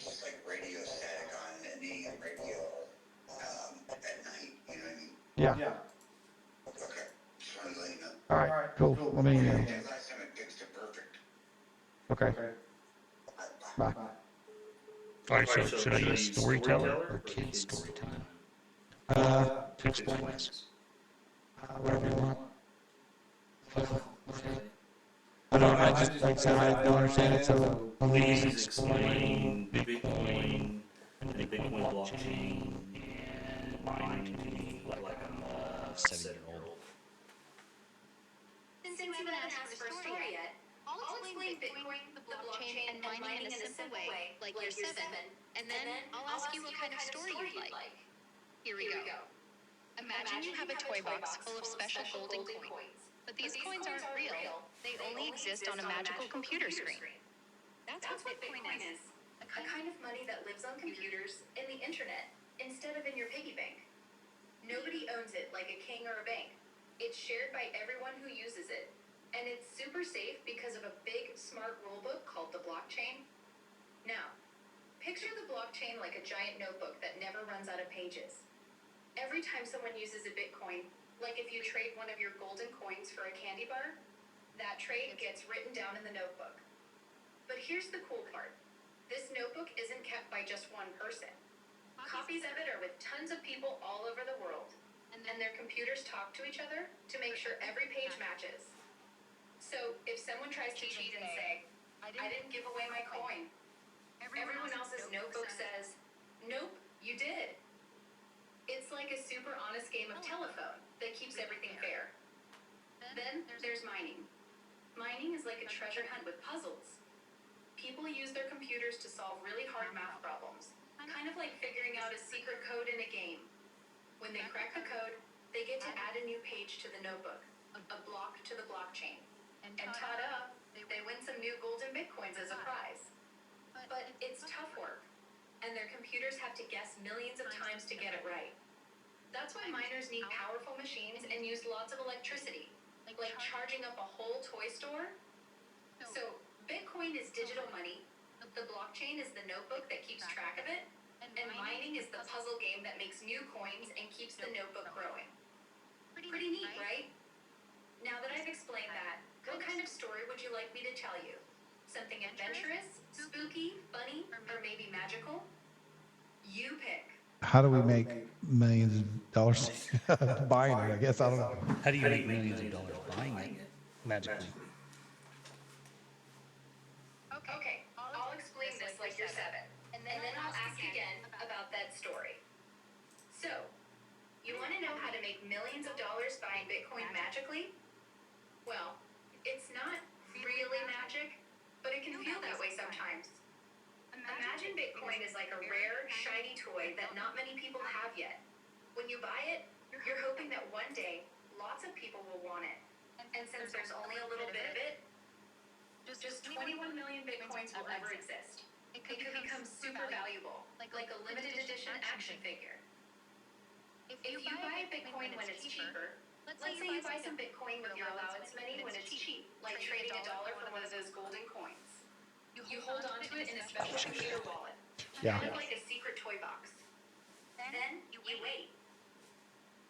If tons of people start using Bitcoin to buy things like candy, games, or even houses, the price might shoot up because everyone wants a piece of it. But there's not enough to go around. So, your one coin that cost $1 could turn into $10, $100, or even thousands of dollars later. Some people who bought Bitcoin years ago, when it was worth almost nothing, turned into millionaires because they waited and the price went way, way up. Like finding a magic golden ticket that grows more golden over time. But here's the tricky part. It's not guaranteed. Sometimes the price goes down, like if everyone decides they don't want the toy anymore, and you could lose your money. It's a bit like a guessing game. No real magic wand. Just hoping you're super lucky or super smart about when to buy and sell. People don't make the millions magically. They take a chance. Wait and hope the world decides Bitcoin is the coolest thing ever. Now that I've explained that, I'd love to tell you a story. What kind would you like? Something adventurous, spooky, funny, or maybe magical? You tell me, and I'll spin you a long, exciting tale.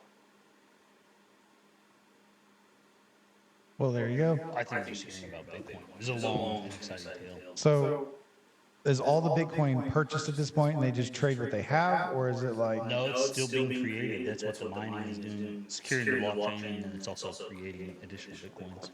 So is there a percentage of what's out there now circulating?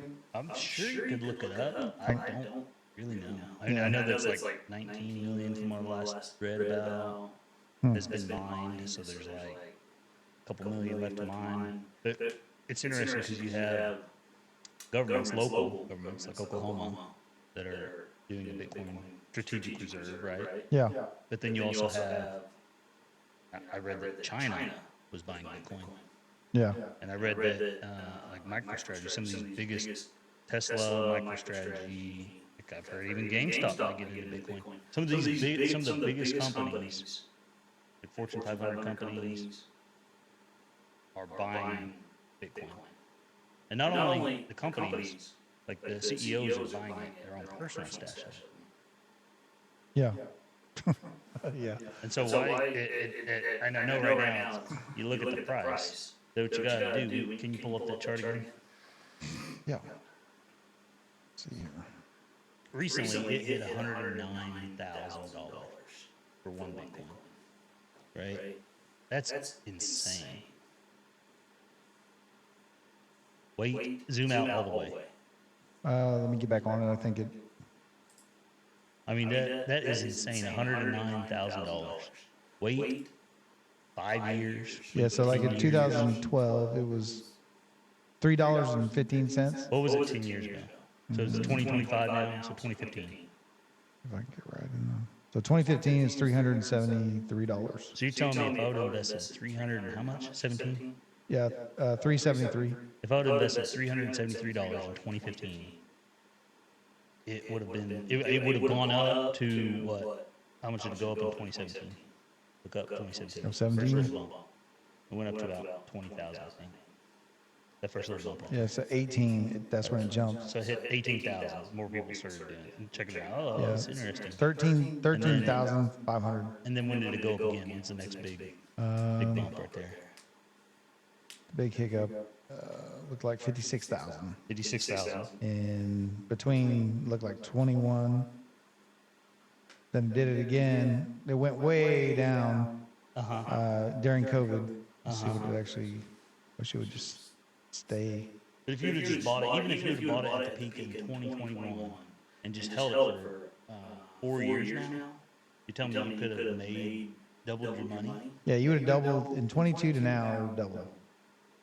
So if you bought it at the peak of 2021, 2022, and then just held it, zoomed out, just held it, you could have doubled your money.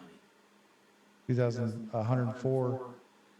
The highest is 104 this year, and then it's down now. It's down to what did we say? 88. So I mean, there's you know, that's $100,000 flux. That's impressive. Yeah. That's. I don't have a magical crystal ball, you know, but I mean, I did tell my family to buy it at 18, 16, this last cycle. Do I think it'll go way higher? Absolutely. Absolutely. I think it's a great investment. I'm spending all my lunch money to get it. And GameStop too. Yeah. But I'm spending my lunch money to do that. What lunch money am I allowed to? Yeah. Yeah, absolutely. That's crazy. Mm-hmm. I know. Only 21 million will ever be created, and you have countries buying it up now. I swear there was somebody who like ran off with a bunch of coins somehow, like they stole it or something. They That's ran off. happened, I mean, there's always going to be fraud, just like pyramid schemes. Yeah. Right. There's always going to be. So you're saying they just took somebody's money saying they were going to invest in it, but you're saying nobody's ever broke Bitcoin to steal it? No, I mean, not that I'm aware of. Okay. Because to be able to do that, you'd literally be fighting server farms and computers like. Yeah, that makes sense. I mean, just.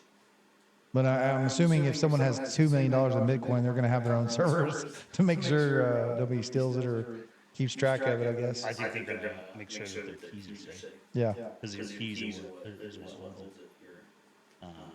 Is it like limitless key levels or whatever you put in? I mean, it can be. No, I think whenever you create the wallet, that's where you get your keys. And if you write it down, you put them on digital things. Yeah. It changes things up. I mean, if you keep those secure, though, that's what keeps everything secure. Yeah. Well, I know, like for you're the Bitcoin king on that because I don't know a whole lot. I've tried to pay attention. I'm not the, I don't know at all. I'd like to. Yeah. I'd love to know more about it. And that's where I think I get interested in it, like with coding or the apps. I like the process of learning. Yeah. And so I'll start doing it, read about it, or I'll read about it, get the idea. And that's how the trading bot came about. I read an article about using AI as a trading bot. I started trying to produce what other people had already done, something they had done. Yeah. And it could get smelled up. It's like it doesn't always work out exactly like it's supposed to. But I enjoy learning about it. I keep learning about it. Yeah. So here's what throws me for a loop because I'd been with Chili's forever back in the day, and I always saw it at 45, and then in 2009, somewhere in there, it dropped. Yeah. $6.83. I blasted. It's going to go back up. It's going to go back up. By God, it did. I think it went up to like 50, 60 bucks. From $6 to $60. That's one of those ones where just a stock market guy dreams for. When you have an exponential rate like that, where it's not just a dead elephant trickle, it's like 20 times. What I understand is this is right before 2023. It was the lowest at $33 and it shot up. I remember you told me about it right after COVID. Yeah. You told me about it, and I was like, oh, that's good. And I told you. That was just to me because I was paying attention to what it was. I'm fairly safe on it, so I was confident in that. But in 2023, it went up to $183. So if you did $6, divide that by 10,000, 20,000, you sold it. But then it dropped randomly. So I don't know what has happened in that market. Someone a capital company said, hey, we're just going to buy, we're going to buy Chili's, we're going to buy that because it just seems to be recession. Because it made it through quite a bit. It made it through the hardest times with COVID and everything else. What's the brains? I mean, think about what we're going to eat today. Let's go Chili's. Yeah, Chili's. It's not just Chili's, though, is it? No, they have Brinker is just the management company of like 5 major companies. Like 3, 4, like they got different genres. and then they buy and sell the whole franchise depending on how well they predict. You know, so just having a good management company. That's what Berkshire and Hathaway does. They're a great management company that will take over businesses and make them better. Either financially or saving money here, or, you know, that's how they do it. GameStop, Stopaway. GameStop, yeah. I just GameStop, Stopaway. Well, what I don't like, but here's with GameStop, is it GameStop? Everything is digital now. You can buy every game online. Yeah. You know, they're literally moving to where you can only purchase online now, pretty much. I mean, it's like you're taking away the box and you're saying, hey, it's just all online. You can buy a membership and then you can play all the games you want. They're trying to move it that way. You're still going to always have that trade, right? So GameStop is normally, it's not known for trade like an old gaming vintage. You know, you think GameStop, you think, oh, maybe I get some lightly used games. It's nothing like, you can't buy Nintendo games. You know, like the old vintage video game places. So, I mean, you really think, my question is, you really think GameStop is, other than someone just being able to manipulate it because of, maybe it's, why is it so sensitive, I guess, to manipulation? It's a great question. You get what I'm saying? Like, why is it so sensitive? Because the GameStop, the GameStop not too far from here, it's gone out of business. It's gone. Next to Texas Roadhouse on the main highway there, it's gone. Like all those commercial buildings are coming up. So I don't know if they raised rent or what they did, or if the contracts are out. But I noticed the other day, I was like, ooh, why is GameStop all of a sudden? That was like the highest, I thought was one of the biggest GameStops around, and it's gone. So what's happening right now? It's a good question. I think growth is happening. I mean, if you look at other companies, it always sounds really bad. Oh, they're closing stores, they're doing this, they're doing that. But really, they're making it more efficient. They are eliminating debt. They are. Well, that's what I assume maybe Chili's did. Maybe they shut down bad stores and raised prices. I mean, you know, sometimes you look at an evaluation of a company. Use the valuation, kind of like you look at Tesla. Well, it's not going down. It's the same company. It still has the same value. There's emotional buying and selling, so you can see it go up and down. But when you have Chili's go all the way up to 160 and then drop back down to, you know, or 180 and drop back down to 160, it's almost hard to tell. Like, what did they do? Like, I've seen like Paycom. I've seen where Paycom, they get a new CEO. Well, the CEO cashes in. So yeah, it shoots way down. It goes, you know, I've seen that like hiccup of, you know, when you're trying to pay attention to you know, the whole scale of things and try to make sense of why something goes up and down, you know. But can you take a small company like GameStop or a small individual and pump in millions of dollars and be able to manipulate it? And, you know, because that's what happened in GameStop, right? He encouraged a lot of regular people over a large platform, and they made that go up and down for will, right?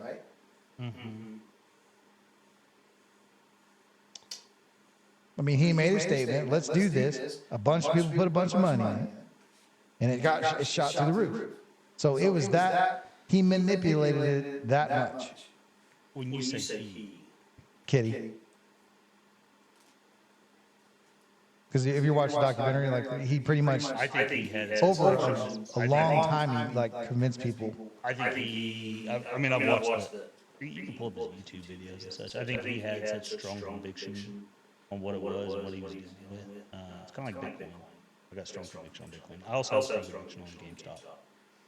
It's kind of like real estate for you. You have strong conviction. What do you think GameStop's going to go to? I think it's going to go beyond your wildest dreams.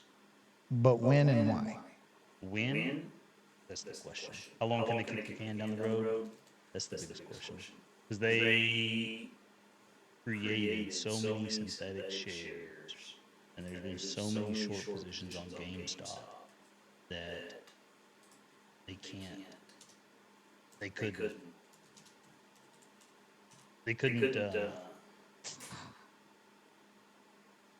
Let's see. The last thing with Roaring Kitty. That's what it was. Roaring Kitty. I mean, they literally did a congressional hearing on GameStop. Well, they just wanted to know how he did it so they can do it themselves. That's really what I believe. I don't think so. I think they did a congressional hearing because it's the only stock that's been considered idiosyncratic. It's just a weird thing. Yeah, it's like an anomaly, right? An But- idiosyncratic risk is what they call it, I think. But it's the only one that has ever been labeled that, ever. Yeah. And I think it's because they've created so many synthetic shares, they can't cover their shares. They can't cover whatever. Like if I'm going to sell you this bottle of water, but I'm going to hold on to it. And I'm going to sell the same bottle of water. A bunch of people. That's what Bitcoin eliminates. Bitcoin eliminates that double spend. That I'm selling you this for $1. Okay, but also I'm going to go sell the same bottle of water to your neighbor for $1. I'm going to hold it though, because I'm the holder of this, right? That's where like direct registration is very important. Yeah. My thoughts, because then I'm going to register this in my name, and I can't just sell it to you without. But I think that's where GameStop is like it made the headlines in 21. But it's going to go past that. Yeah. I'm checking. Somebody keeps talking about sound. I don't know why we're having issues with sound right now. Nothing's changed. Is it this? Because I keep clicking it. Click, click, click, click. Or do I need to talk into my microphone? Oh, he's saying there's an echo, but it's because I think I'm hearing, my voice is hearing in yours and yours is hearing in mine. So if you're not right in it, then you can, it's kind of echoes back and forth. Test. Echo. There you I got to take like a 5-minute break real quick. go. Okay. Well, there you go. So, Bitcoin, Kitty, I love and I pay attention to GameStop stock because I'm waiting for that to happen again, because who does not want to do that? Who does not want to ride that train? You know, I mean, there's a lot of people that made a bunch of money on that deal. So, you know, pay attention. That's all I always say. Pay attention because it's coming again. So talk kind of about, let's see here. This one's some breaking news. I just saw this. It looked interesting. A nationwide movement protesting the actions of President Donald Trump makes a stop in Raleigh. Yeah, organizers are calling for 50 states, 50 protests against Project 2025. WRL's Eric Miller is live in downtown Raleigh with some background on this anti-Trump movement. Eric. Well, Jeff, this protest has been growing rapidly just within the last 30 minutes, and you can see it's now spilled onto either side of Morgan Street here outside of the historic state capitol. More than 100 protesters here marching, waving signs. This group protesting President Trump, and in particular, Elon Musk. Folks calling for his deportation and calling out many of the actions that Musk and Trump have taken here in the first several weeks of Trump's second term in office. As you said, Jeff, this organized by the 50-51 movement. This movement... Breaking news.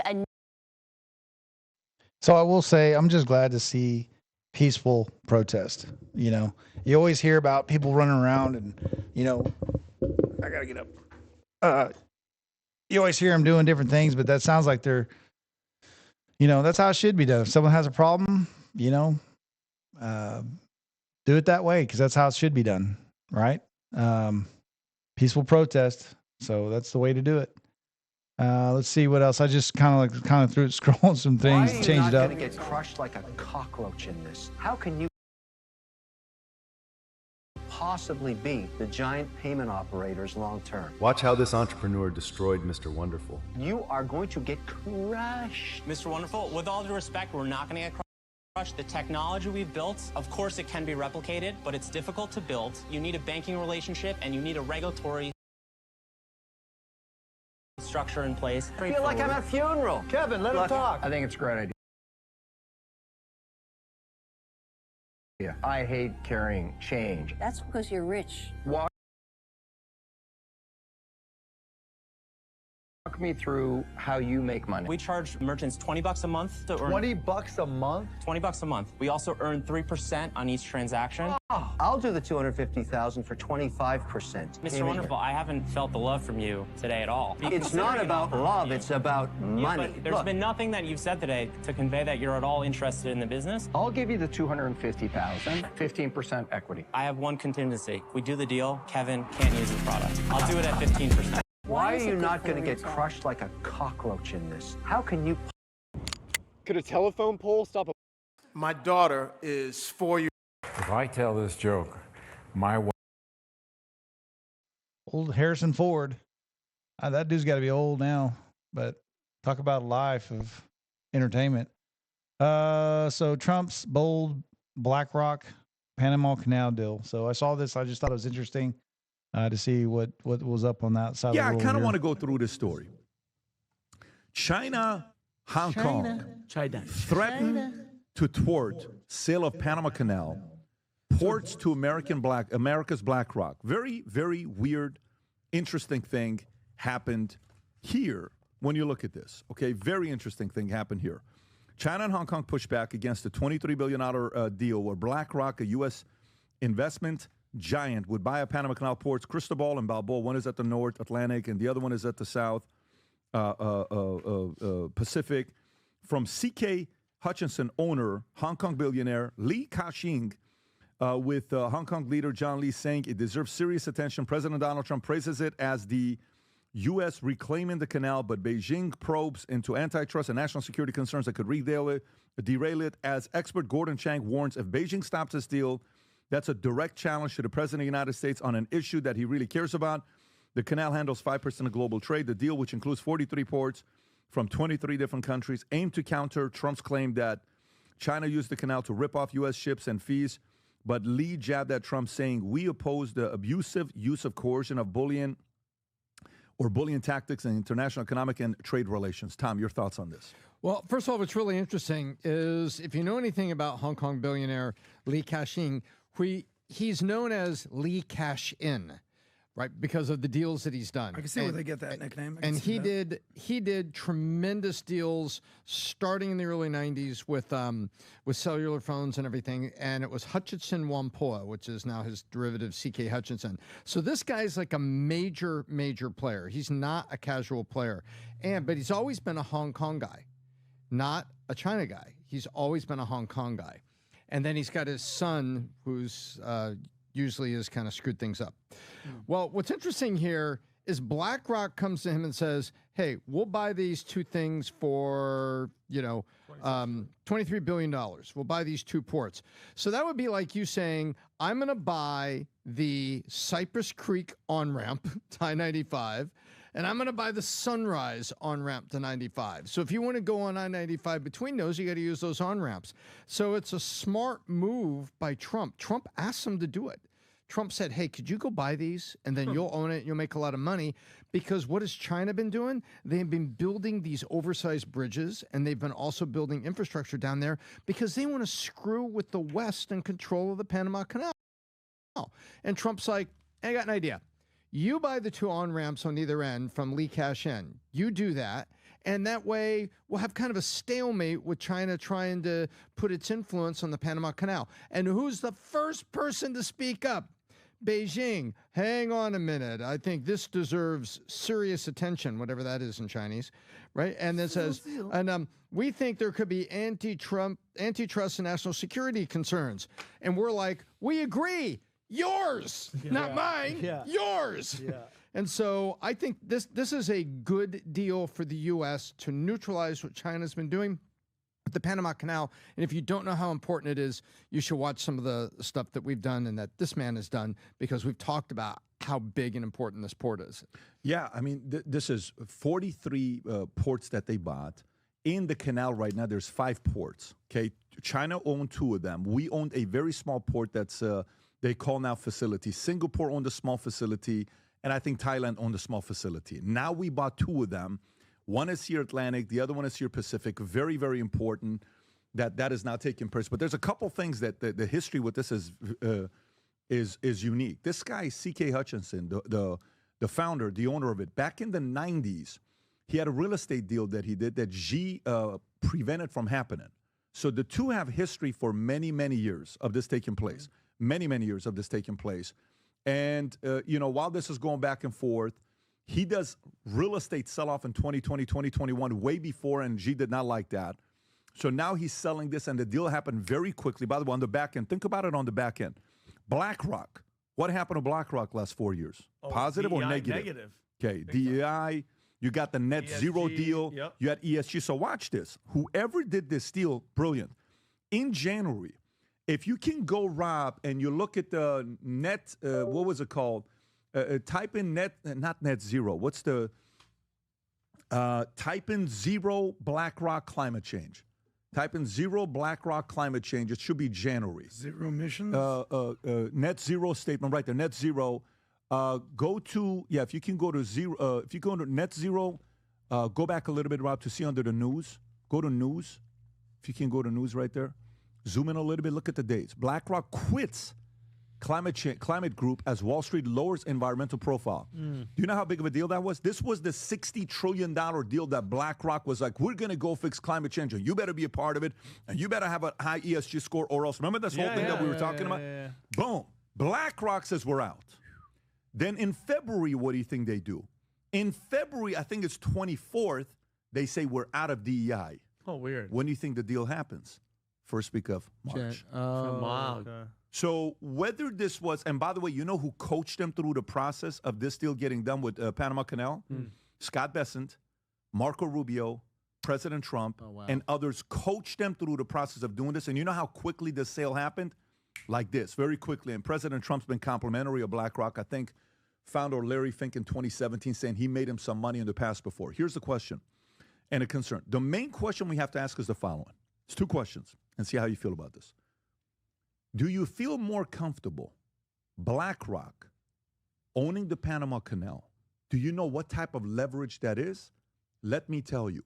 If people were worried about tariffs, if we, U.S., BlackRock, owns the canal against them, China, they came up with something written by the BBC that said any company that's based out of China, at any point we can seize that company and control the decisions. You know what it means? If China wants to say C.K. Hutchison from... There is electromagnetic energy in that pyramid between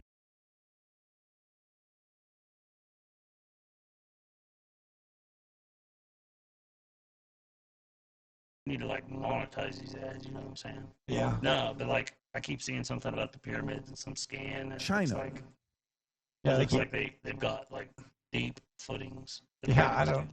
More than just it's just the tip of the iceberg. Yeah, like they keep. It's always, It's like the Mayan calendar. Like they keep bringing stuff up with Egypt. I don't know. They found some pillars. Well, maybe they had some shoring problems. Yeah, I don't know. But does that mean You said some shorting problems? Or shoring? Shoring. Yeah. Well, because I kind of view it as, okay, you got the tip of the pyramid, right? Have you seen the picture I'm talking about? Or the meme I'm talking about? I bet you I can find Can it. you pull it up? Yeah, if you can't. And it looks like you got the tip of the pyramid, which is the pyramid, and then they say below it, scan is 10 times the size. I mean, I don't know what they say. That's what the picture looks like. But 10 times the size of actually what's on the surface of the earth. And to think about that, I mean, that is insane. Yeah. Let's see if I can. It's like an iceberg, the tip of the iceberg. You have the iceberg that just has this much out, and the rest of it's all under, 90% of it's underwater, or 80%. I don't know what stat they used. I feel like that is what's going on with our currencies, our stocks, GameStop. I mean, that's why direct registering is always beneficial. Yeah. I feel like there's so much behind the scenes that you never see, or you actually don't know, or they created, or you know what I'm saying? Yeah. So I found. Let's see. Like what we're seeing now and what's coming out in public view is just the tip of the iceberg, or the tip of that pyramid. Okay, I'm gonna. Just the tip. Are we allowed to say that? Just the tip? Yeah. Want to try Ozempic? So this is Ozempic, and it has the craziest side effect. You probably haven't heard about the average person. The Joe Rogan Experience. Talking of pyramids, dude, this new pyramid shit that's just come out. Oh, this is insane. Yeah, I was going to send this to you as well, Jamie. I'll send you one of the most comprehensive breakdowns of it on X because it's quite stunning. So apparently, through the use of LiDAR, they have discovered that there are enormous structures underneath the Great Pyramid that go kilometers deep into the earth with coils. So enormous pillars, and then these coils. They don't understand what it is because they're just looking at LiDAR images. But whatever this is a uniform structure. There's several pillars. And all of this is like very, very, very weird. Yeah, it's 600 meters descending down those cylinders, and then there's more stuff below it, and then there's additional structures inside of it. Yeah, that was crazy. It's really crazy. There's a guy, Jay Anderson, and he did a breakdown of it. Maybe this would be good. We could play this. It makes a little more sense when someone's explaining it to you. Well, yeah, I mean, we need somebody that's an expert here, not me and you. Zawi Hawass, by the way, has said it's nonsense. So I don't know. Already? Yes. According to Graham Hancock. This is the wonderful thing about having Graham Hancock. I texted Graham yesterday. I was like, yeah, what's going on with this? Yeah, so click on that and go full screen, please. How significant of a discovery this is. Dun, dun, dun. I love the music. And geometry, so you know it's real. You got to appreciate the dramatic intro. Project Unity. What has just been announced in relation to the pyramids at the Giza Plateau and the plateau itself is so incredible, so awe-inspiring and narrative-shattering that I have been sitting here for the last hour trying to wrap my head around the implications of what we were just told. So this is pretty much breaking news because the new findings were announced on the 16th of March at a press conference held by the team who were studying the Great Pyramid of Giza with a non-invasive technology that was first developed by Filippo Bionde and Corrado Malanga called synthetic aperture radar Doppler tomography. Fuck, that's a this mouthful. was used to explore the internal structure of the Great Pyramid of Giza. And this method leverages the analysis of micro movements typically generated by background seismic activity to achieve a high resolution full 3D tomographic imagery of the pyramid's interior and subsurface components. The recent findings from deploying this technology are nothing short of mind-blowing, because what's been discovered is that there are huge structures coming down from the base of the pyramid deep into the bedrock, in fact over 600 meters deep, which then connects to structures that extend up to 2 kilometers below the surface of the ground. 2 kilometers. Massive internal structures connected to the base of the pyramid and extending deep, deep down. This is what we know so far. What does your friend think about it? Which friend? The one that you said it's bullshit. Oh, that's not my friend. That's Zawi Hawass. Okay. Zawi Hawass is the head of antiquities in Egypt. He's like the head guy that talks to the archaeologists and gives the official narrative. In the past, he's been extremely hostile to Graham Hancock, but Graham Hancock and him have now become friends. Oh, yes. I do know this guy. Coordinating. Graham is a lovely guy. The people that like are enemies with him just need to get to know him and hang out with him. He's a genuine, real human being who's trying to find the truth. Yeah. Are we back on?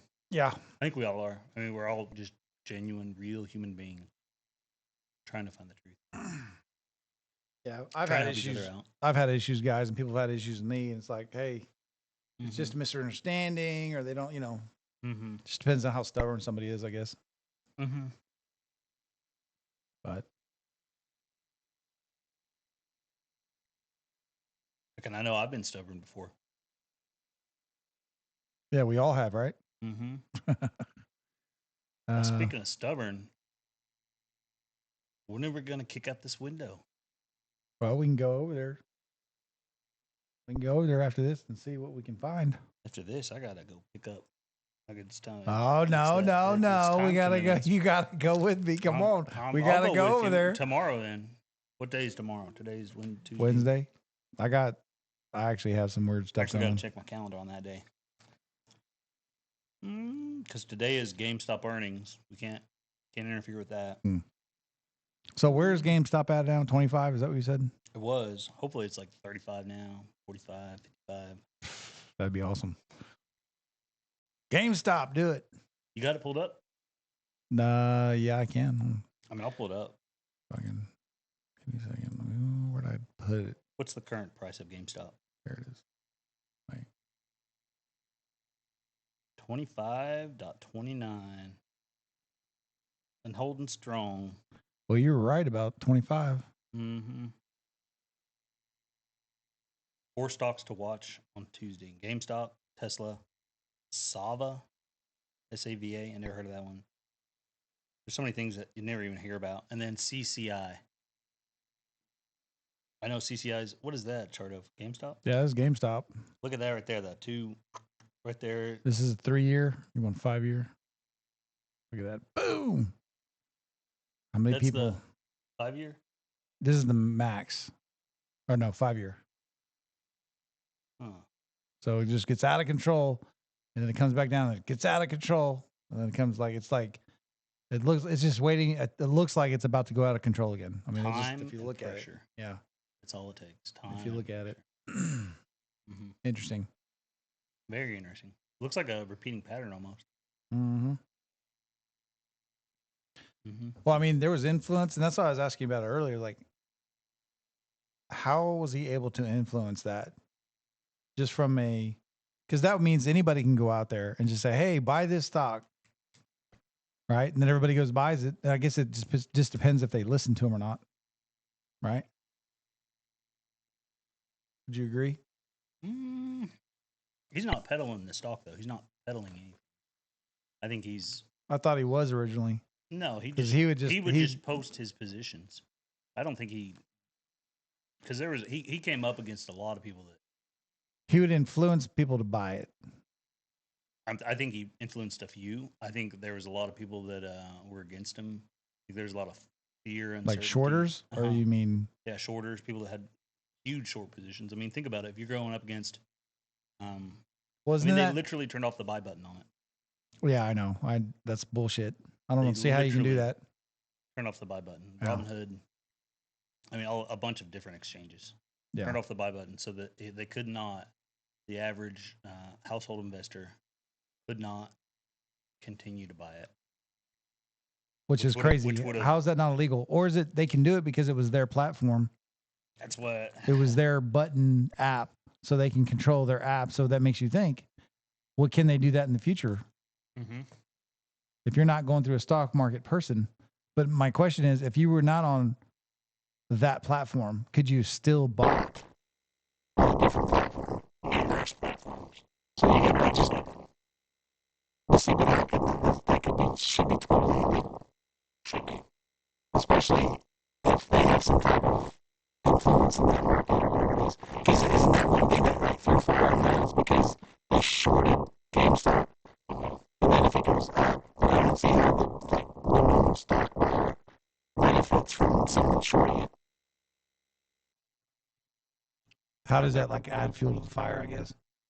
I mean, technically you could short the stock yourself if you think it's going down. Yeah.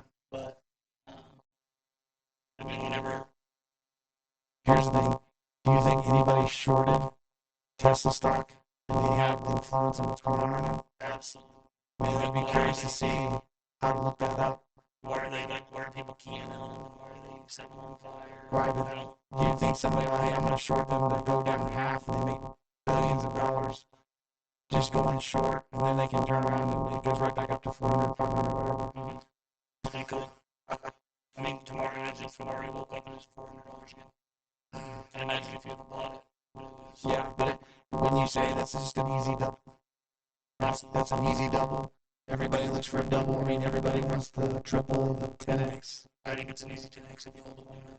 You think so? Absolutely, yeah. I mean, well, the first time he lands on Mars, his shit's gonna go skyrocket. But that's SpaceX right now, Tesla. Elon. Yeah. Do you think they're all connected somehow? I do think they're all connected. Yeah. I mean, I believe when it went down to the lowest, he probably put billions of dollars into his own stock. Because he knows it's going to go up. But he's a genius. I mean, he's literally for these companies. Didn't they save an astronaut that had been stranded for a little bit? Yeah. Recently.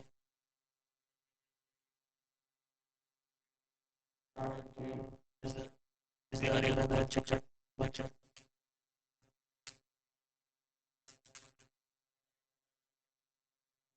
I don't always do that. Something. Test. I am a robot.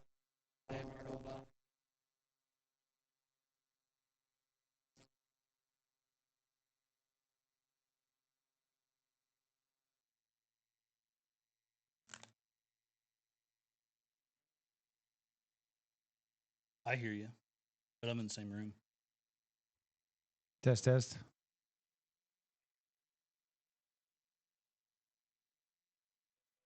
See, it works fine, so I don't know why it's doing that. I hear a weed eater or a blower. That's weird.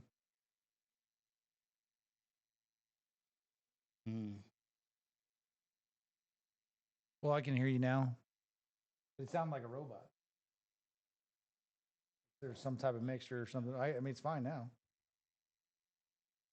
I guess I have to monitor it, just make sure. Who knows?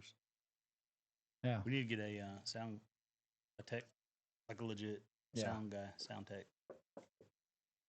Shane's calling again. I'm sure he's. Hey, Shane. Hey, are you not live, right? Yeah. Oh, you are. Okay. I'll call you right back. I don't know why the sound keeps going good and then bad. I don't know. Who We got knows? about 5 more minutes left. Yeah, we got. Yeah, I don't know why it's doing that. Yeah. It's probably the internet.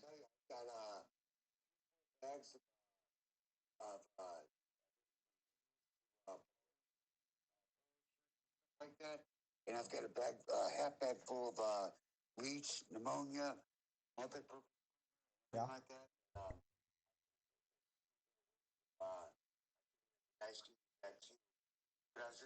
He's talking about donations. Because of the fact that I'm getting all packed up tomorrow and all shipped tomorrow. It's causing clutter right now. I've got it all back ready to go. No, I got you. Hey, I appreciate it. Let me. I'll finish up and I'll call you back. Yeah. All right. So I guess I need to listen to our sound. Sorry about that. I don't know why. If it's just, it sounds like a robot when you were talking earlier. You know what I think it is? What? I think it's some bad actors, trying to censor us. Shadow ban us. Is that what they call it? Shadow banning nowadays? Yeah. I think we're being shadow banned. I mean, really, who wouldn't want to listen to? Well, try talking about maybe talking about the stock or talking about GameStop. It starts, no, not GameStop, and then it like hits the button. I think so. I think because we could talk about Walmart stock. Yeah. Or Disney stock. Have you been to Disney lately? No, by the way, I'm glad you brought Disney up. Why? I guess Snow White was a huge flop, dude. Really? Are we allowed to talk about Disney? I don't know. I don't care. I don't know. I don't know how this podcast stuff works. Well, I'll tell you this right now. I'll tell you right now. I guess it opened up at 43 million, and they spent 250 million on the movie. Holy cow! Usually, when Disney younger kids, that whole theory about kids and children and stuff. But I think people are kind of boycotting Disney. Really? Yeah. Why? The rhetoric and promotions and stuff that it just goes against people's values, I guess. I don't know if the movie actually is bad. I haven't seen it. But I haven't seen it. It was supposedly, it. I mean, don't get me wrong. It could have something to do with it. It's just another remake. Jesus. How many times can they remake something? When did it come out? I think this last weekend. Really? Because I didn't hear anything on like. Yeah, I didn't hear no anything. That's what. ads, Yeah, no, hey, this is gonna. Be. I heard, but nobody really watches ads anymore, man. I mean, we get ads every day on this. Yeah. Well, yeah. Maybe they just didn't want to promote it. I guess I don't know.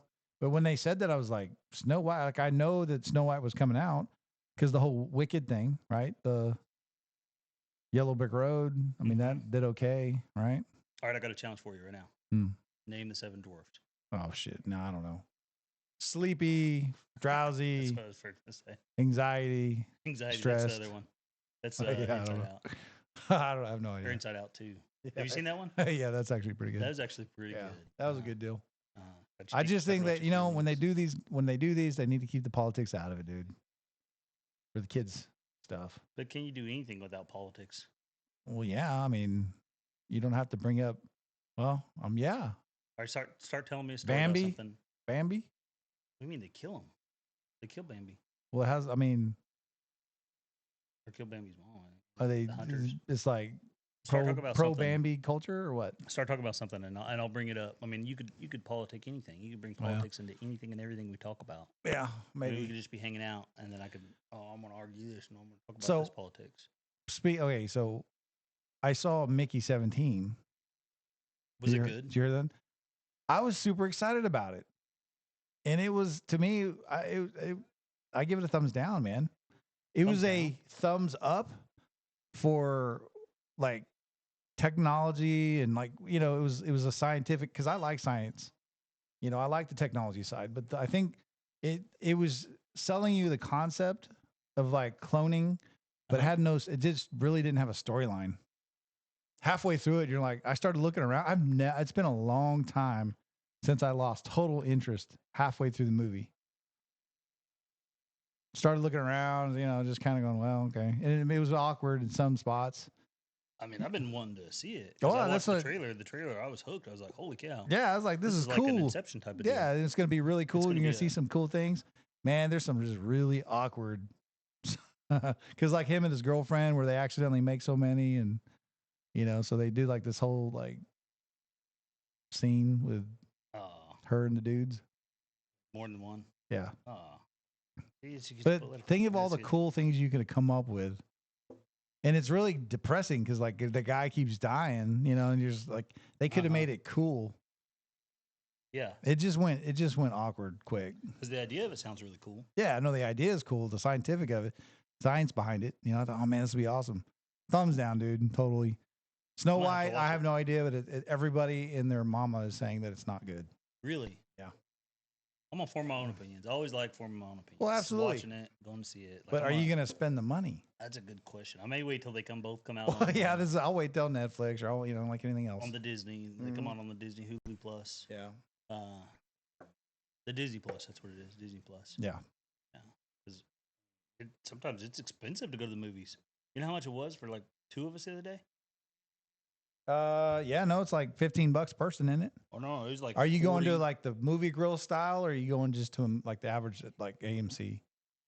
Like this is AMC or the Regal, and it was like $40 for 2 of us. Yeah. At least, and I was like, that's a lot of money. Yeah. I mean, It what's, is. What's minimum wage now? Well, $7.75, $80.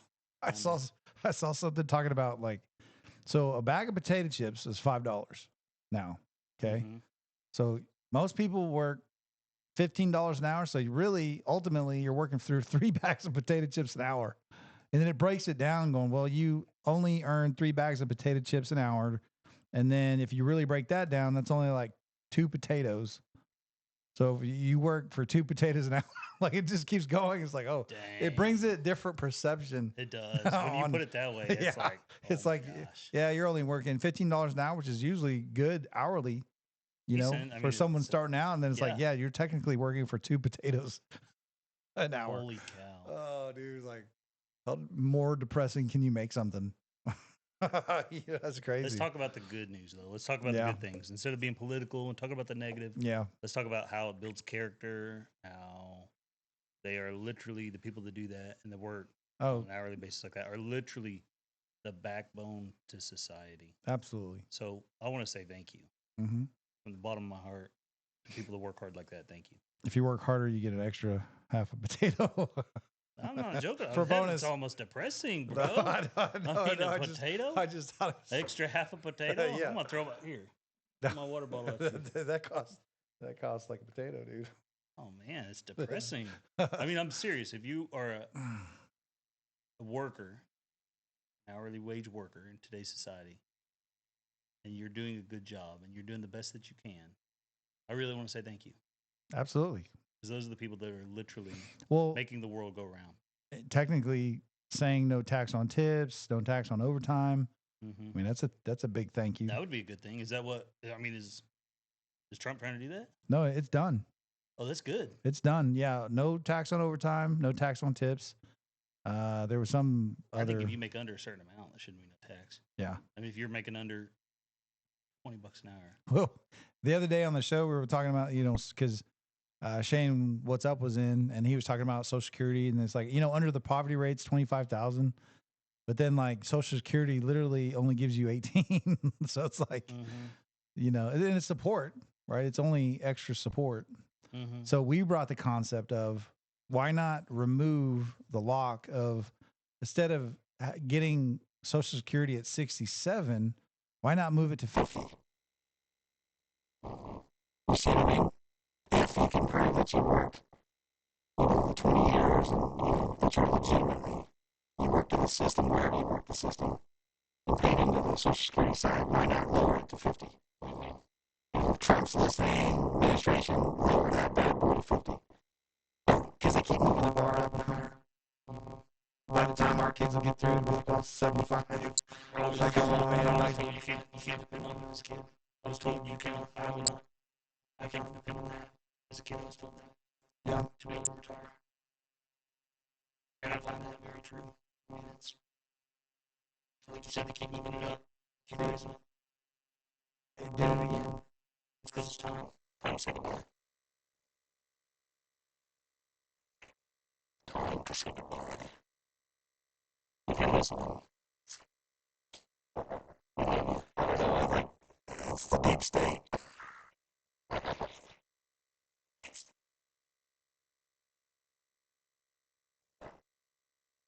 Something.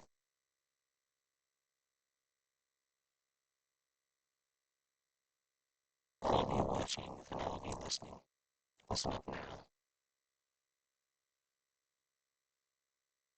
We're going to change the world.